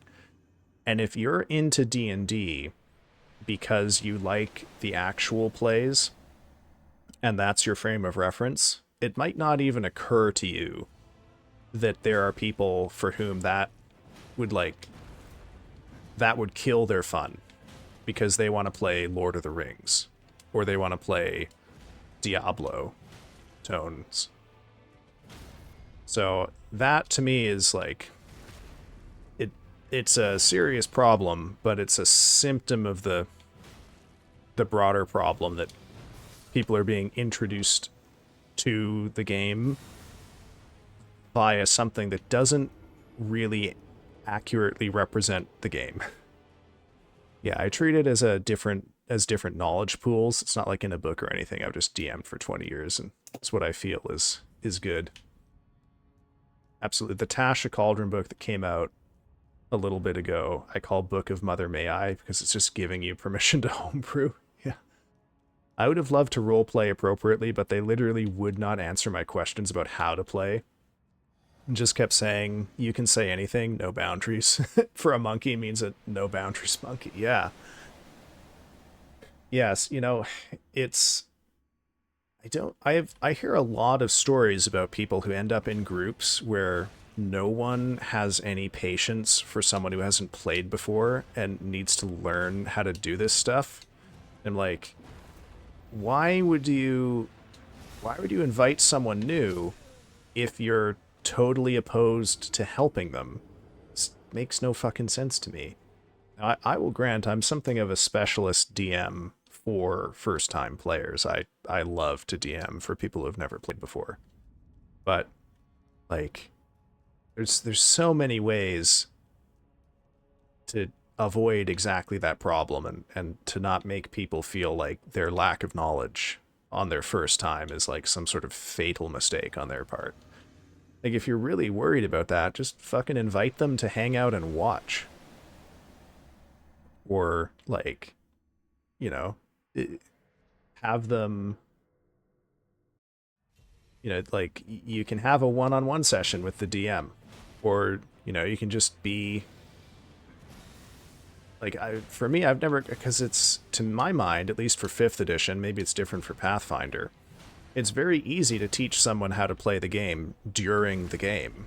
You know, you just need the, you know, they need to know how to read their sheet. And if you as the DM know the game pretty well, it's actually, you know, not that hard to walk them through it as you go. Like, the single most crucial skill a player needs in 5th edition to get started is knowing how to figure out what their ability scores are and what their bonuses are. And if you can do that, you're pretty much golden to get started in anything. I would maybe not start someone out in a spellcasting class, but, you know, that requires a little bit more prep, but that's what spell cards are for, right? No, no, no, no, no. God damn it. The fucking point-blank teleport. Ugh. No boundaries is the most restrictive thing you can tell to a new player, because they have no direction. Yeah, exactly. Right. Too much freedom is its own prison in situations like this.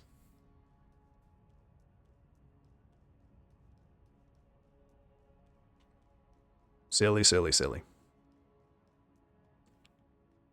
I mean, I had a player once who was so nervous about not knowing what they were doing that what I had him do is he just, like, he watched, and when we got into combat, I basically, like, made up a character sheet for an NPC who was with the players, and I would have him control that NPC, but only in combat, so he got used to the sort of basic mechanics.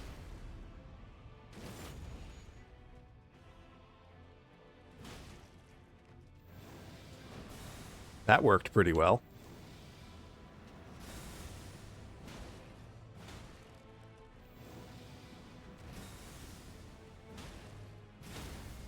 Hey, this is not going too bad.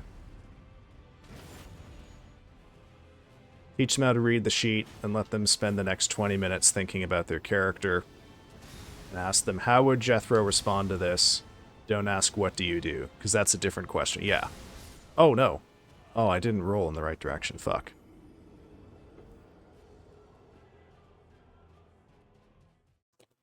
Yeah, and then people get, you know...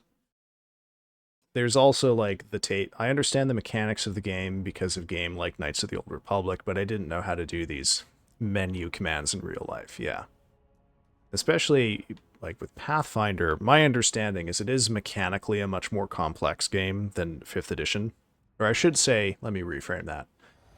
Mechanically, it is a much more complicated game than 5th edition, because there's more contextual bonuses you have to keep track of, more levers that you have to pull with every distinct action. So, you know, you really gotta be willing to guide people through it. And then if you have a table where the players are expecting a high degree of, like, mechanical excellence, like they're trying to min-max or play mechanically very optimally, you gotta make sure that a new player can participate in a fairly low-stakes way with that, or they're just gonna cause a problem for the party that never should have been a problem in the first place.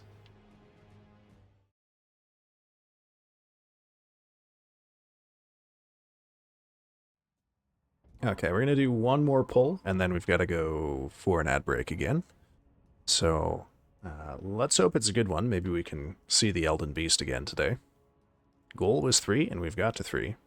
Let's see if we can get it to 5 by the end of stream, which will be in about an hour.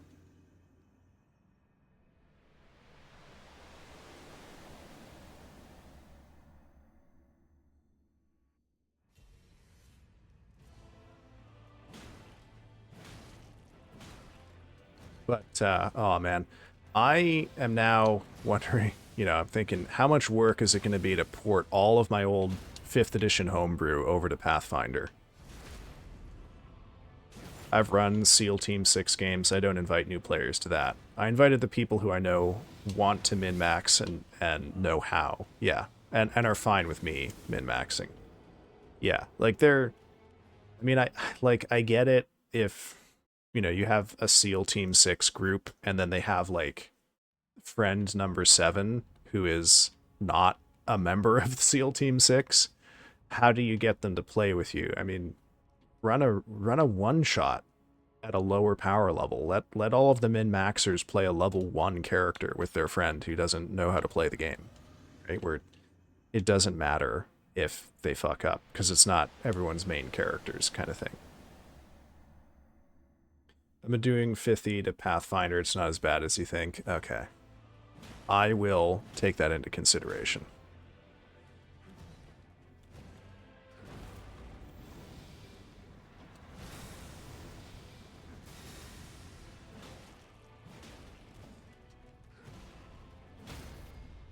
Alright, Radagon. I appreciate that, Raijin. I'd probably give it a shot again if the opportunity arises. Yeah, I mean, you definitely had a bad group. That's for sure.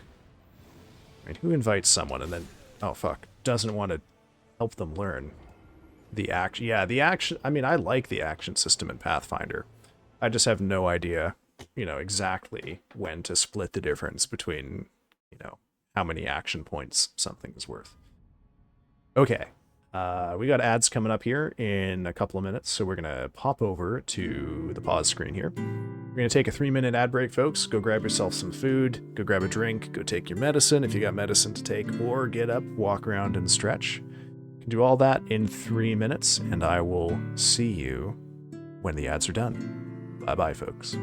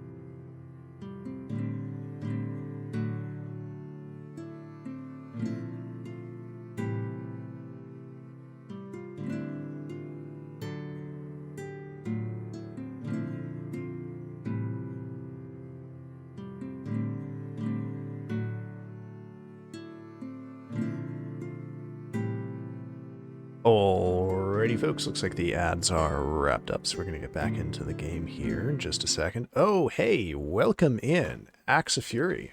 How's it going, man? How's it going? Rygen says, I'm pretty busy IRL at the moment, but once it calms down, I'd be willing to try and get a small group for a one-shot or a short campaign if you'd like to try again. Oh, that's a very kind offer of you. I'll run 2 to 5 player groups if you're interested in the future. I did indeed defeat Millennia. I did. That was yesterday morning. It was hitless, too. She didn't even tag me. So now I'm just working on the final boss. The last step in this run.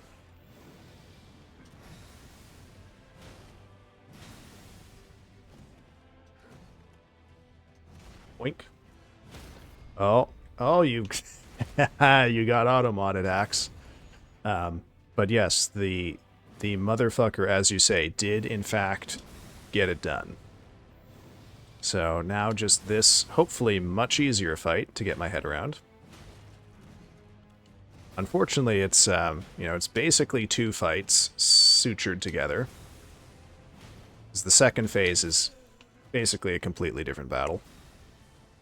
Right before you got into chat, you were, well, I mean, hey, look. Go check out the YouTube page. I've got a short up there, or the kill is clipped and pinned on Twitch.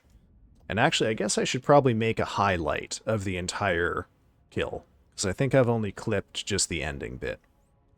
But, oh, let me un-automod Axe. There we go. Furtive Furrow has added permitted term motherfucker. 2 words.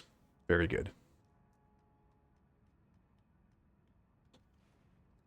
He beat Melania. No. I beat Millennia. Honestly, you know what? As much as it took me 9 and a bit streams to get there, visually, it's not that impressive. And I realized when I was making the short to upload to YouTube, I kind of just seemed bored about it when I got it. Oh shit. So, I guess that's the experience I sell. Lucky I remembered her name at all. Well, I just got to be careful about that, because that's a dangerous name to say in certain circumstances now.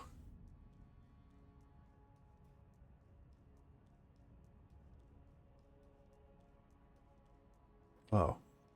Oh, excuse me. But, yeah, so little stream here to do a little bit of work on the final boss. I'll probably stream Elden Ring one more time on Monday, but I don't... Like, I'm not going to push to get the final boss done before Night Rain releases.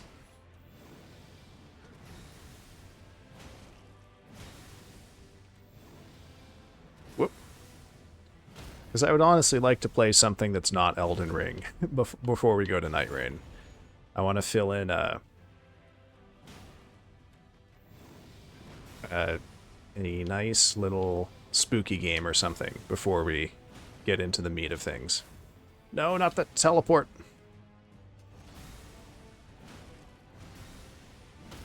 There we go.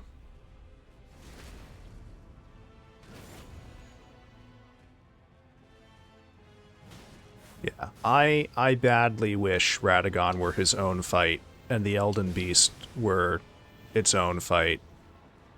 I feel like I could probably enjoy both of them way more if they were. No! Okay. Oh, these point-blank teleports he's doing just fuck my shit right up. There we go. Okay, phase 2. There, we'll watch the cinematic. We're gonna have insane groups for Night Rain. Are we? Oh, is Pyro gonna be into it right away? The fuck is a Night Rain? Because all I can think of is that super old game that caused a bunch of controversy. Oh, what the fuck was that called? It wasn't... Oh, yeah, I know the one you're talking about. It was like a point-and-click game where you controlled the security for a house that was being attacked by vampires or something. Yeah, I know that one. But... No, Night Rain is the new FromSoft game that releases on Thursday. It's let's call it uh, Elden Ring flavored roguelite. You can lurk for support. Congrats on the kill and have a good stream. Well, hey, thanks for coming by, Axe. Hope you have a good lurk. You have yourself a good evening, too. Axe needs a VIP. Okay, I will VIP Axe for you. Yeah, it was an all-girls slumber party at the house where the vampires were attacking. Excuse me. Is he... Axe, are you an Elden Ring? Are you an Elden player? Oh. Oh my god, I thought that was Raijin that VIP'd him. No, hey, welcome in, Streaming Shadow. How's it going, man? Whoever else we need. Yeah, I thought you might... I thought, Pyro. I thought you mentioned something about playing with Pyro Shot. No, not the fire fucking beast. I hate this fucking boss. Such a huge letdown that this is the final boss of this game. This fight fucking blows. Okay. However, I will say, man, the horse really makes that really deadly attack a lot easier to deal with. Man, I can't see shit.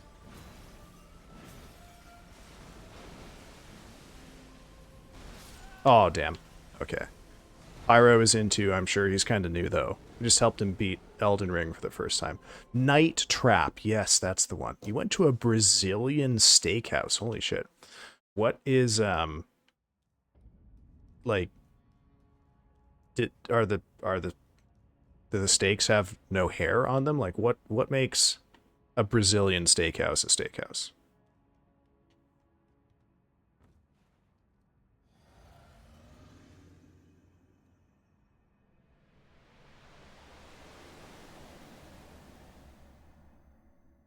Yeah, well, I mean, I'm curious to see, because, like, I'm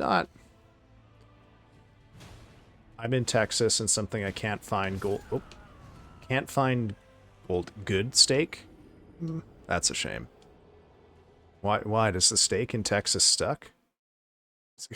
God, does the steak in Texas suck for some reason?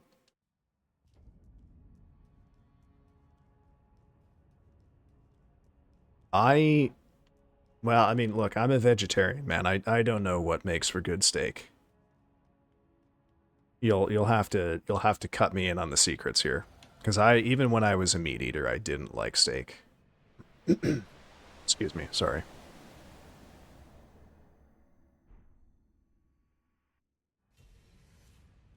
It's sort of a buffet. There's a crazy good salad bar, and people bring in different kinds of meats around on sticks, and you eat as much as you like. Fuck. Shouldn't try to read chat and dodge Radagon at the same time. You have to eat as much as you want of whatever you want. Okay. So it's like a, it's like a conveyor belt, but for steak products. Okay. And not a conveyor belt, but a series of people moving around. A human conveyor belt of steak. And steak derivatives. Dude, honestly, it depends. We have steakhouses that can't get a medium rare, correct, or don't know how to season and sear. Oh, okay, so they just, like, they figure, okay, it's Texas, we sell steak, therefore people will buy it. So we don't have to do a good job, kind of thing. Because Texas has got to be the home of steak, so I would imagine it's full of people that know what a good steak is. So I'd think that shitty steakhouses would have a really hard time doing business there. Brazilian steak is kind of a weird mix between Korean barbecue and an all-you-can-eat buffet. Oh, shit. Man, that reminds me, it's been a really long time since I've been to a buffet. Mind you, vegetarian-friendly buffets are hard to find. Well, I mean, most buffets have, like, salad, but, your standard vegetarian mains are difficult to locate. It's peak dining. I mean, it sounds great. I will have to take your word for it. There's a couple steakhouses that were really good when I got here pre-plague that have just tanked. Oh. Oh, so the good ones are dying and a bunch of shitty ones are taking their place? Is that sort of the transformation that's happening here? I used to live near a great Indian buffet that had tons of vegan options, yes, and shot. You would think this would not be a problem for me because I live in a place with lots and lots of Indian restaurants. But the Indian buffets near me are all shit, unfortunately. However, there is an Indian restaurant that is not too far for me to get to that sells the most delicious, like, mango pudding in the summer. And, oh man, it's just about warm enough for it to be worth it for me to go take the trip. Because I can still taste mangoes. And that is divine on a hot summer day.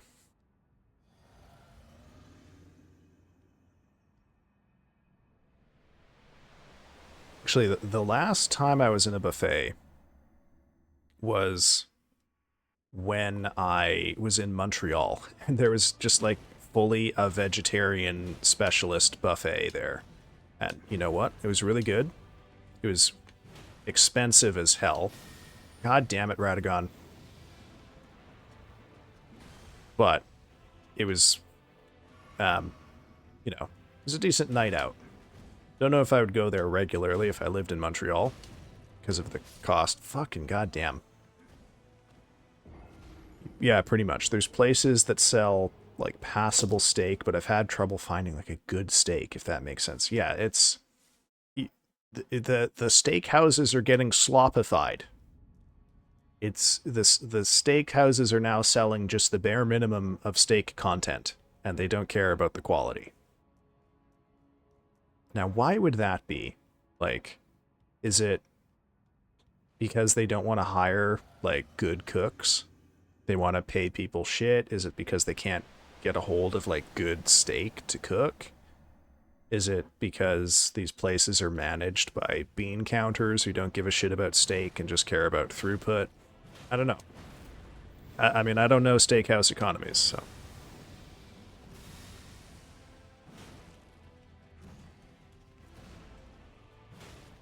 What? Oh my god. That's a real twist you just pulled there, Radagon. Man.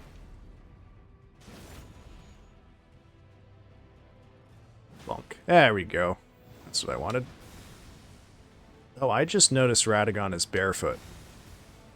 I'm sure that's life-changing information for someone.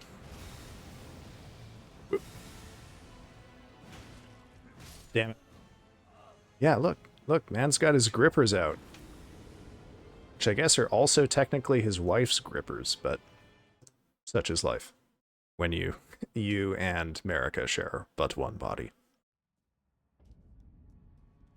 But his wife is also him, so yeah, we'll consider that. What level of vegetarian, sort of like no fish, eggs, etc. The college I worked at had a lot of vegetarian and special dietary restrictions. I may be able to DM you a few recipes that are heavy on the flavor, so you might be able to enjoy food. I think of myself as a lazy vegan in that I like I don't really like dairy, so I just don't generally eat it as a rule. And I don't really like eggs, which I only eat really if I use them as an ingredient in baking. So like, honestly, most days I'm eating full vegan, but not because I'm consciously choosing to be vegan. Like I would eat scrambled eggs if someone served them to me.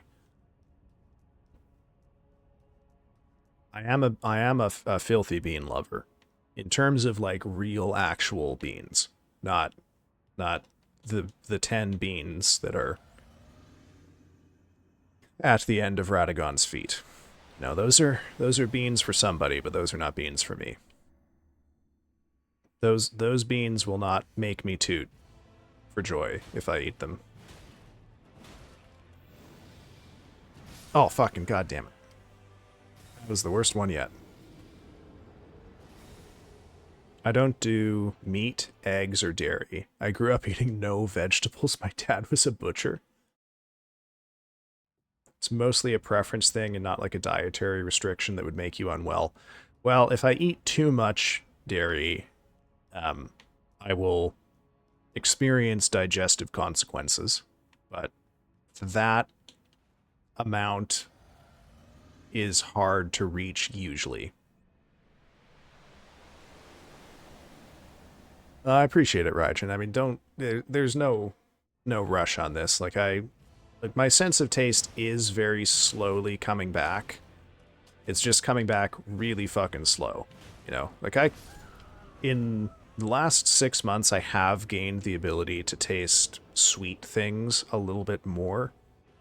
But salty, savory, whatever is, it's still, it's still a work in progress. I mean, thank goodness I didn't, there was only about 6 weeks when I had absolutely no taste of anything at all. That was an interesting time. But I got my sours back pretty quick. Lactose, yes, that's true. All of the tall ants in my body do lactose, and for that reason, if I fill my body with milk, they get slippery and slide out, and it's a bad time for everybody.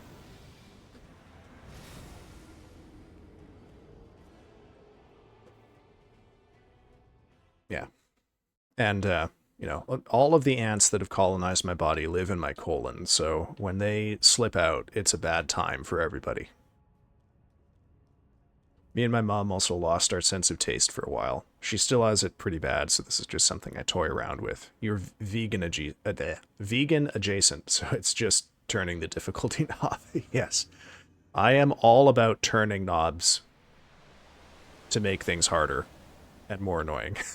that I guess is the condition of my life. Yeah. I've got a belly full of beans and an ass full of ants. That's my statement on dairy. There we go.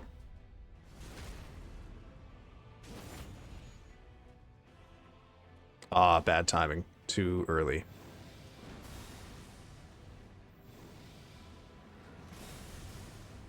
Fortunately for me, this fight isn't too bad because I really like the Radagon fight.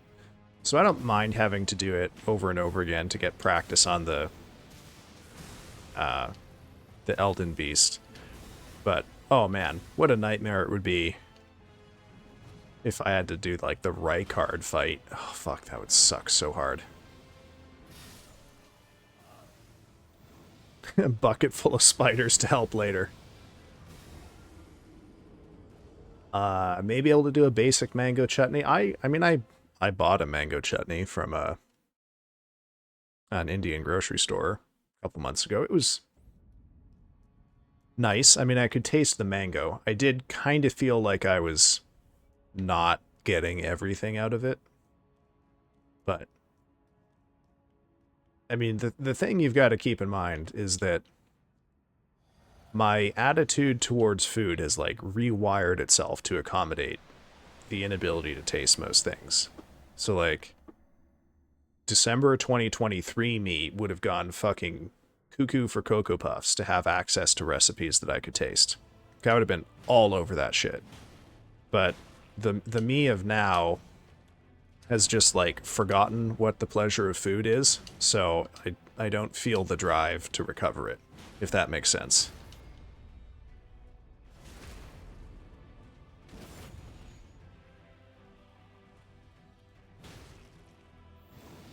Boink. And there we go. Alright, this is an okay pull so far. Whoop. No point-blank teleports this time, Radagon. Nope. No, not that one. Fuck.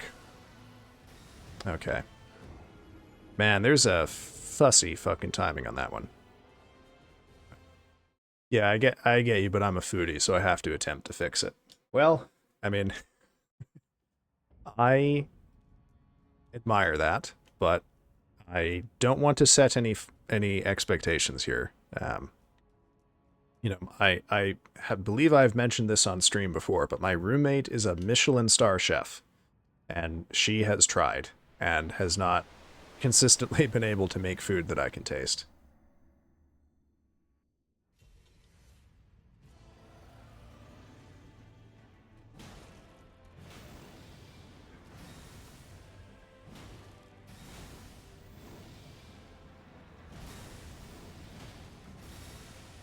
That was good. I didn't know I could sneak a hit in there. That's useful information for the future. Okay. And there we go. Okay. Now I can do that. Oh, didn't think that would work.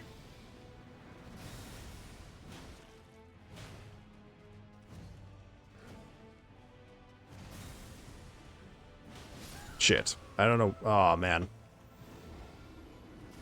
Yeah, because they get training and proper technique and crap. You got to feel it in your bones. I mean, at this point, I am like 50% mango by volume. So I figure if you just put enough distilled mango essence in anything, I'll be able to taste it.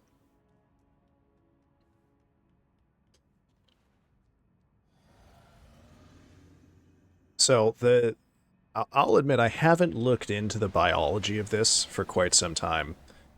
Um, Back when I was still asking my doctor about it, which would have been like early 2014, the what she told me was basically that um, what little research there was about accelerating the recovery of taste was essentially that you have to expose yourself to strong flavors because the loss of taste sensation when the virus is no longer affecting you, some have been speculating it's like a you need to reacclimate your taste buds to flavors because I don't understand the science of this, but they've essentially like forgotten how to taste things that aren't really extreme. So the idea was you have to ingest really, really strong flavors, which is probably why if this is right, it explains why I could taste sour things, whoops, because I was testing my ability to taste by taking shots of vinegar. So I was constantly exposing myself to really, really strong, like, acidic flavors.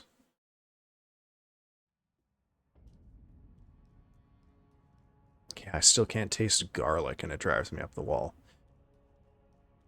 But, like, so my response to this, not to my doctor, but just as I've been thinking about it, is, well, that's great, but, like, what is an extremely savory thing? How do I become able to taste a peanut? Or, like, unsweetened bread? Like, what are extreme savory flavors? Oh, I already took my flask. Like, miso paste? Do I need to eat raw miso paste? That doesn't seem great. Like 3 years? Oh shit. I mean, I hope it comes back before 3 years.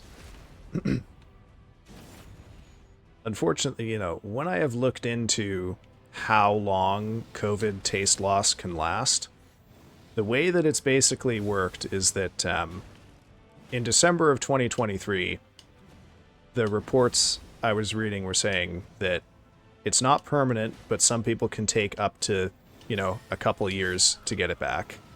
And then when I looked at them in 2024, the reports were it's not permanent, but some people can take up to 4 years to get it back.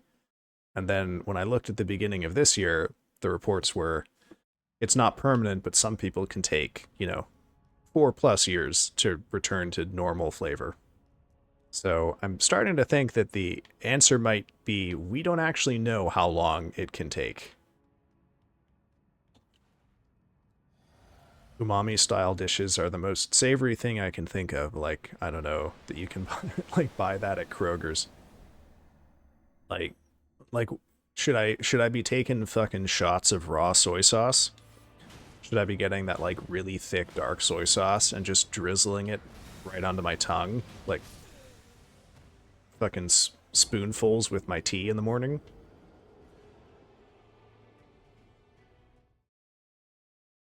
Oh, I missed that Axe X DVIP'd himself.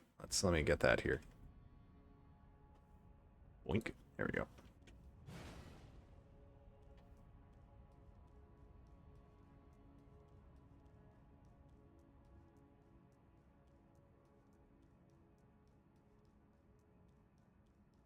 Oh, starting to get a crick in my neck here. I've been looking off to the left at chat too much. It's causing my neck to tell me I've been a bad boy.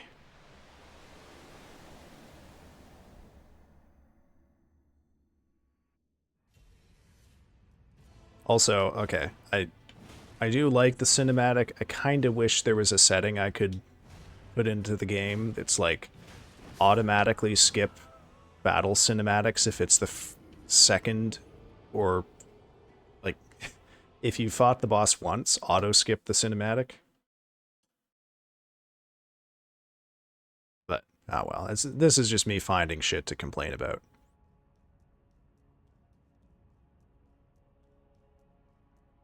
I'm cautiously excited about Night Rain. I am not going to take it as a given that I'm gonna love this game. I don't want to, you know, just assume ahead of time that I will. You know, I gotta let the game prove its qualities to me. But I am excited. I do want to play it. I've been rewatching old network test footage on occasion the last couple of days, trying to remind myself of some of the mechanics. But I also just kind of want to go in a little bit blind and not, like, try to know everything beforehand. That just doesn't seem all that fun. That kind of shit is why I stopped playing World of Warcraft, because I just couldn't stand being expected to master, like, 12 dungeons worth of mechanics before I can play the game. No, the fucking spear. Okay. So I guess the lesson with the spear is you gotta dodge real fucking early. Oh, and you can point-blank dodge the teleport explosions. Okay, that's good to know. Stagger, goddammit. Oh, this attack.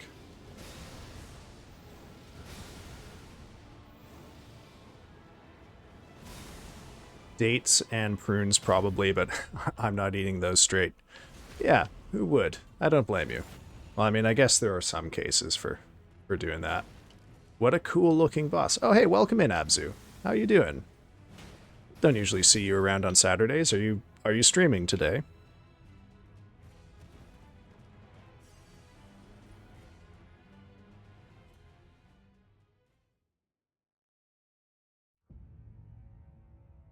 We'll watch the just for you, Abzu. We'll watch this Phase 2 cinematic. I'm doing all right. How about you? I am on cloud 9 since I killed Millennia yesterday, so very excited about that. I've joined an elite club of people who have defeated Millennia hitless at rune level 1. And so I'm taking a bit of pride right now and seeing if I can finish the game up fully before Night Rain releases on Thursday. And yeah, I got maybe another 15, 20 minutes on stream here, and then I'm going to head out. But I think I want to play a spooky game this week, because I've been so focused on it. You're the coolest. Well, it's kind of you to lie, Abzu. It's kind of you to lie. I have actually... Have you played No Skin, Abzu?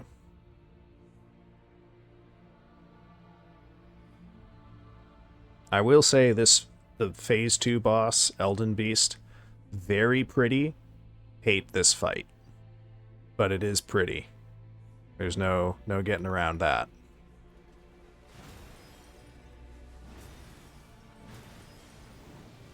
Don't give me this fire this early. I don't think it would be nice to put in your mouth. Unfortunately, it kind of has the texture of glass.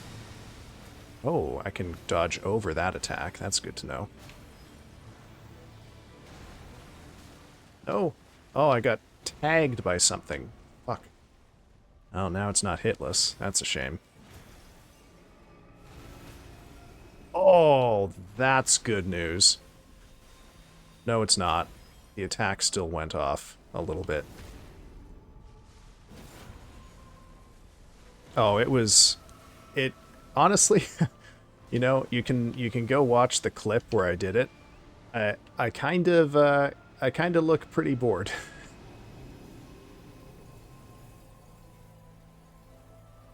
It's my Friday evening, so I'm doing well. I get to harass a college teacher, so it's therapeutic because I failed out 3 times. Aw. Sorry to hear that, man. That's... A lot of people, I don't know how they end up as teachers, because they just seem to love making people's lives harder. Oh, that was a fucking great dodge of the blades right there. I dodged it with a jump off the horse. Oh, the fucking fire. Are you serious? Okay. Well, forget it. Can't get any hits on him now. No, now this again? Okay. This is why I hate this boss. It just runs away from you, and then it spams shit at you so you can't get up to it and hit it.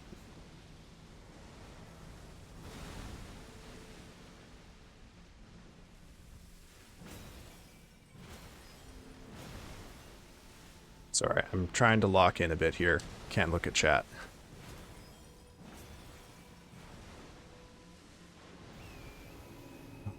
This again.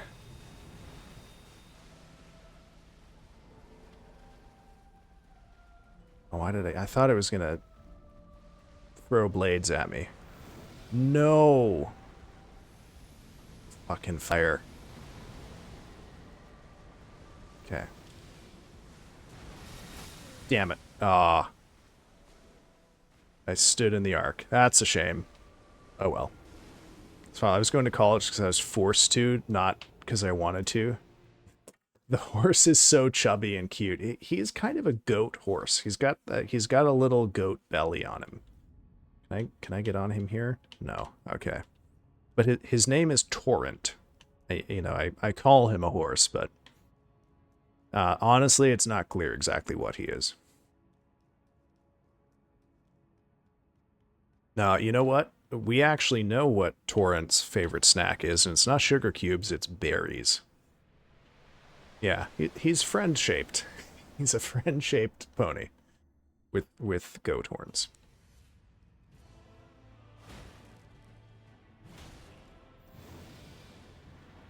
Oop.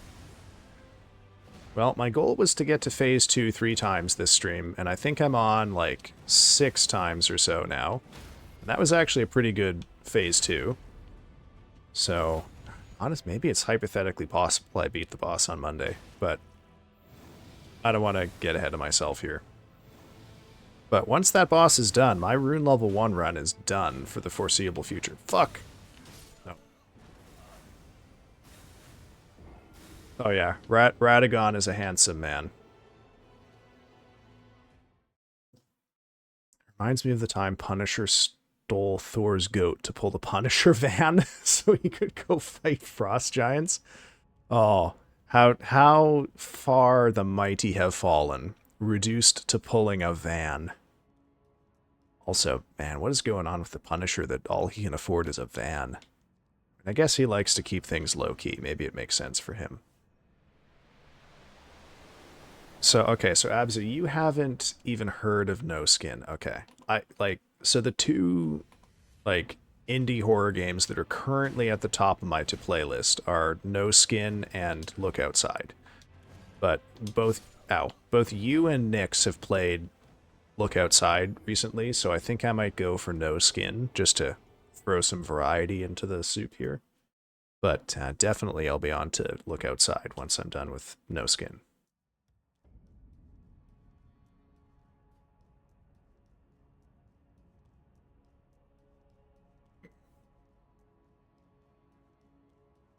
I've got to get back to Killer 7. I want to finish playing that one of these days here. And I have to get back to Hatoful Boyfriend so that I can seduce the athletic pigeon and then the fancy pigeons. And oh man, that was bad.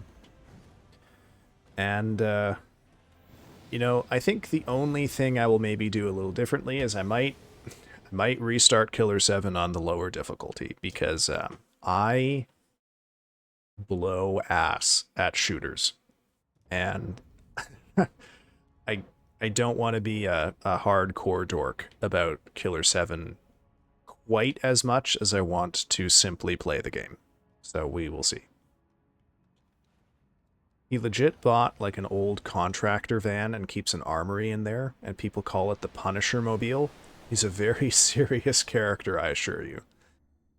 Like, you know, I guess the Punisher doesn't have like Bruce Wayne money, but you'd think he'd have enough friends that he could have a nicer vehicle than a fucking van, man.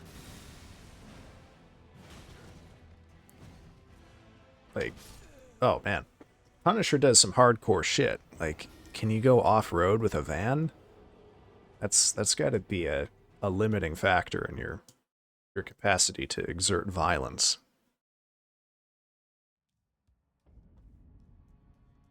Contractor van is basically limited to where you can get on a road. But you know what? I'm He lives in the sewers and abandoned warehouses. Yeah, I'm applying way too much exterior logic to this scenario. And what am I doing? I don't read comic books anyway. I have no idea what does or doesn't make sense anymore. Well, actually, that's not true. I guess I did read. I mean, I read online comics, and I read Berserk recently. Oh no, that's right. I've got the new Junji Ito is going to get delivered. Oh, maybe tonight actually. That's right. Oh, it might actually be delivered. I haven't checked my notifications in a little while.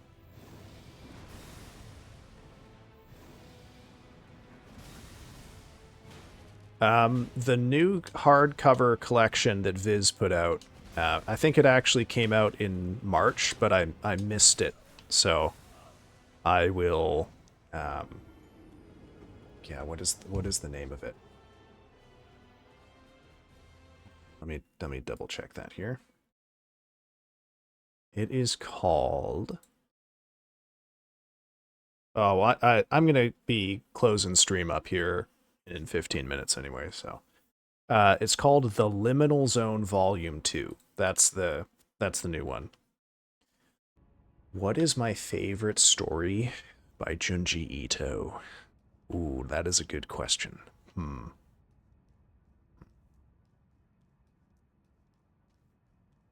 Hmm. That is a difficult one to answer. I don't remember the name of it, but I do like the one where um, there's like this group of people who tried to um, I don't think I can say the word on Twitch. They tried to commit self-delete, and it turns out that um, one of them can like extrude pearls from their brain or something like that, and they are able to sell them for like staggering amounts of money. Do you know the one I'm talking about, Abzu?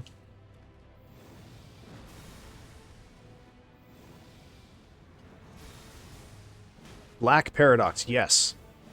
I quite like that one. But I also really like the one that I think it was in one of the first of those hardcover collections. That's about the bug that.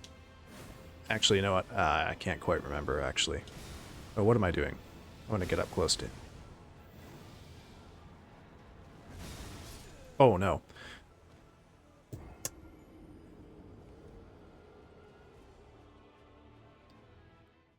The I can't recall. I also really liked Gyo. Gyo is probably my favorite of the big ones. Although Tomoe is a good one as well. I would actually personally probably rank Uzumaki as my least favorite of his big collections. Um, you know, Gyo is my go-to, but Black Paradox is probably my favorite. I don't know. I've been meaning to do like a full reread of Junji Ito, because I have every one of the Viz hardcovers. So I should get around to that sometime. Oh dear me.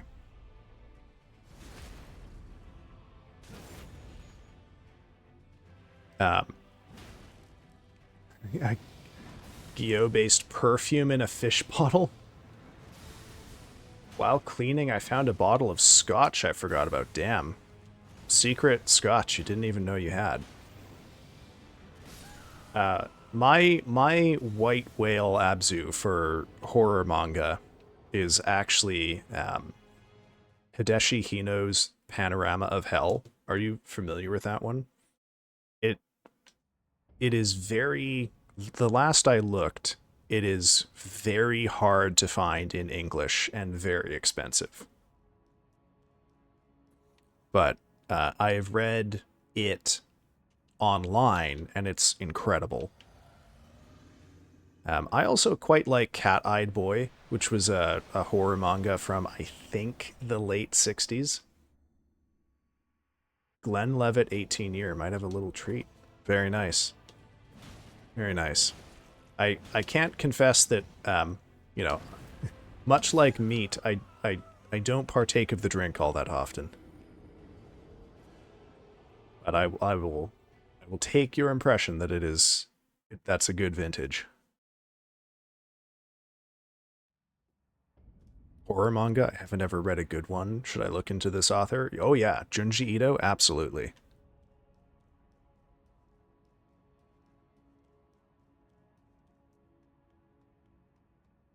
I've forgotten who the author of Drifting Classroom is. That's another good one.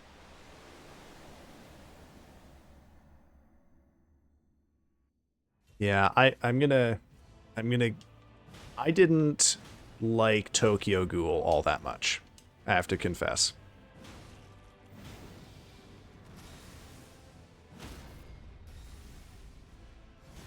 Yeah, oh, Drifting Classroom anime would be hardcore. I would definitely give that a watch.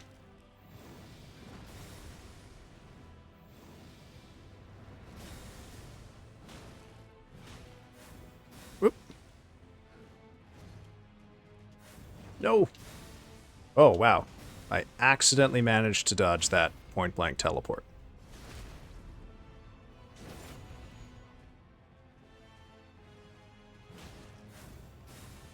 Abzu, there's also... Oh, shit. I cannot remember her name, but the woman who made Dorohedoro, she has a web comic too that's set in like what I would call like space gothic, and that is also very good. Die Dark, yeah. I have been waiting for Die Dark to start being available in like a good hardcover collection. Oh man, that's good shit too.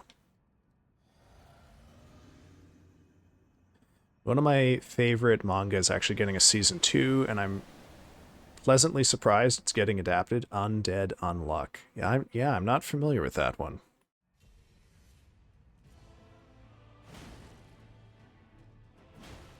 Boink. Boink. Boink.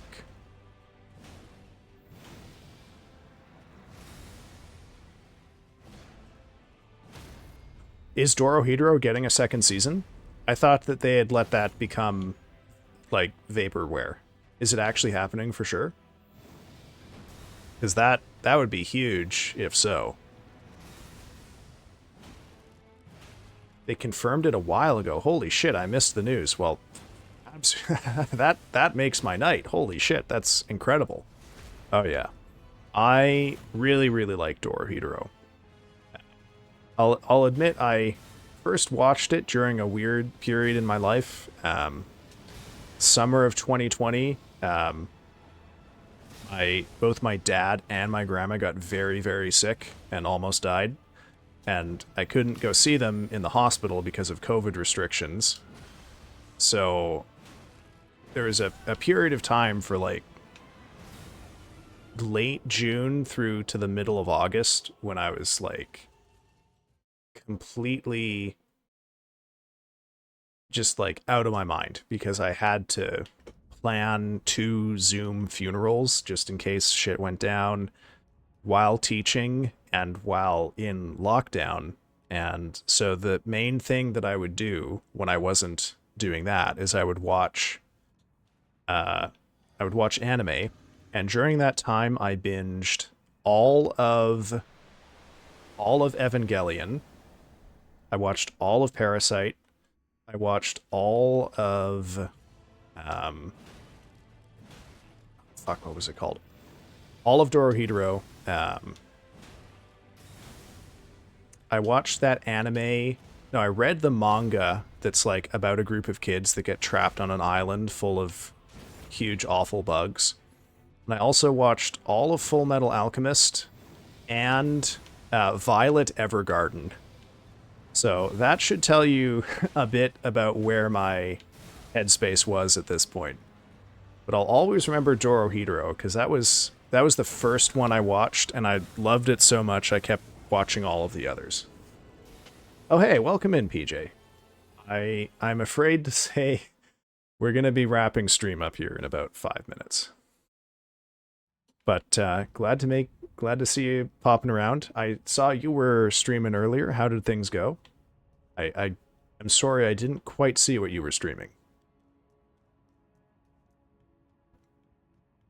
The premise is there's a guy cursed with undeath. He will regenerate from absolutely anything, including the heat of the universe. He finds a girl that has a power where if she touches you, the more she cares about you, the worse luck you'll have. They become friends because he's just trying to find an end to his eternal life.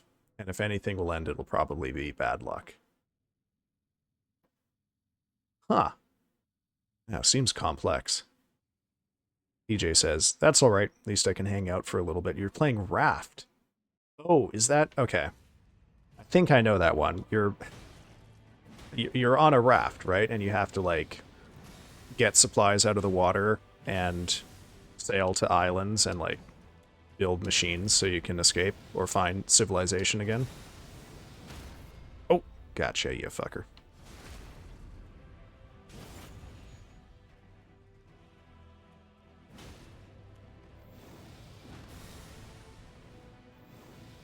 Now I'm doodling. And avoid Jeffrey while you do it. I'm gonna hazard a guess that is Jeffrey like a shark or an octopus or something that would break your raft? I mean, my first guess is shark, but far be it from me to decide what Jeffrey can be. He is indeed a shark, okay. Man, they named him Jeffrey and not Bruce. That's a shame. But hey, Jeff's a good name, I guess. Raft seems like a game I would be good at. Oh, I don't know about that. Survival games I tend to be really bad at because I'm not good at like managing resources. Oh, you named him Jeffrey. Oh, okay. The next one will be Bruce. Gotcha. I'm trying to remember the name of the kid that is like psychically bonded to the shark in Jaws 4, and I cannot for the life of me remember it. Jeff did nothing wrong, but Jeffrey tried snacking on my torso. Oh, is it named after that? Is it named after the Marvel character? I was trying to figure out where Jeffrey comes from for sharks. Figured it must come from something. What? Away you. Oh, what? Oh, I ran out of stamina. Shit. You named him after your favorite giraffe? Does that make sense? No. My favorite giraffe is the giraffe from the trailer for Zoocosis, which, unfortunately, I'm told doesn't live up to the actual giraffe in the actual game Zoocosis. But that's my favorite giraffe. I don't know if it has a name. But, hey, you know what? That's as good a reason as any to name something Jeff. Oh, Raijin, you're using my least favorite word there. Nummy. Ugh. Oh, I'm late to an unscheduled stream. Well, hey, thanks for popping by, Noir. Yeah, we are gonna head off here, and honestly, probably after this pull, because I can feel a crick building in my neck. And I got some other stuff to take care of, but glad to see you popping by, man. How are you doing?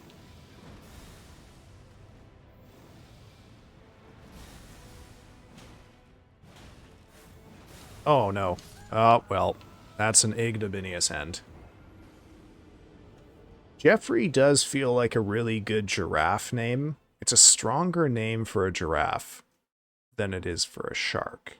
But as a name that a shark has inherited from a giraffe, that gives it a certain, like... there's a je ne sais quoi there that I can appreciate, I think. Okay, you've sold me on Jeffrey as a shark name. Need a cigarette, but someone in my house would kill me? Aw. Could you step out of the house? Jeffrey is inferior to Jeff. Oh, okay. Well, of course, Jeffrey with a G would be better, because you know and value the works of Geoffrey Chaucer. All right, folks. Let's have a look at... Okay. We're a pretty small crowd here, so let's see if we got like someone streaming who's on the smaller end of things here. What is going on, Twitch? Show me my followers, not all that. Who we got here? Who's on? Who's on? Do-do.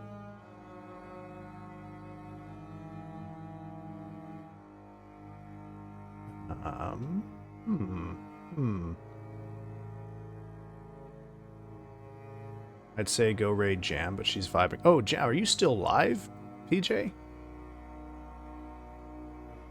Oh, wait, what? Oh, no, oh, I see, okay. Never mind, sorry, I got befuddled confused the old man. Oops, okay, well, hope you're happy with yourselves. Okay. You know what? We can go raid Elite Trooper. I haven't raided him in a little while, and yeah, let's go say hi. Oh, thank you for coming by, Abzu. This little unscheduled Elden Ring practice stream. Gotta copy the name here so I do it right. Not a shout out, but a raid. Enjoy Dorohedoro Season 2. Yeah, that is huge news for me. I cannot wait. Alright, we're gonna go see Elite Trooper. He's playing V Rising. I don't know what that is. Hope we have a good time, folks. Thank you for coming by, and I will see you on Monday, or maybe I'll see you tomorrow in the Discord to watch the final few episodes of Paranoia Agent. And then beginning on June 1st, the week after, we're going to be watching Twin Peaks. Alright, folks, have yourselves a very good evening. I will see you all another time. Bye-bye.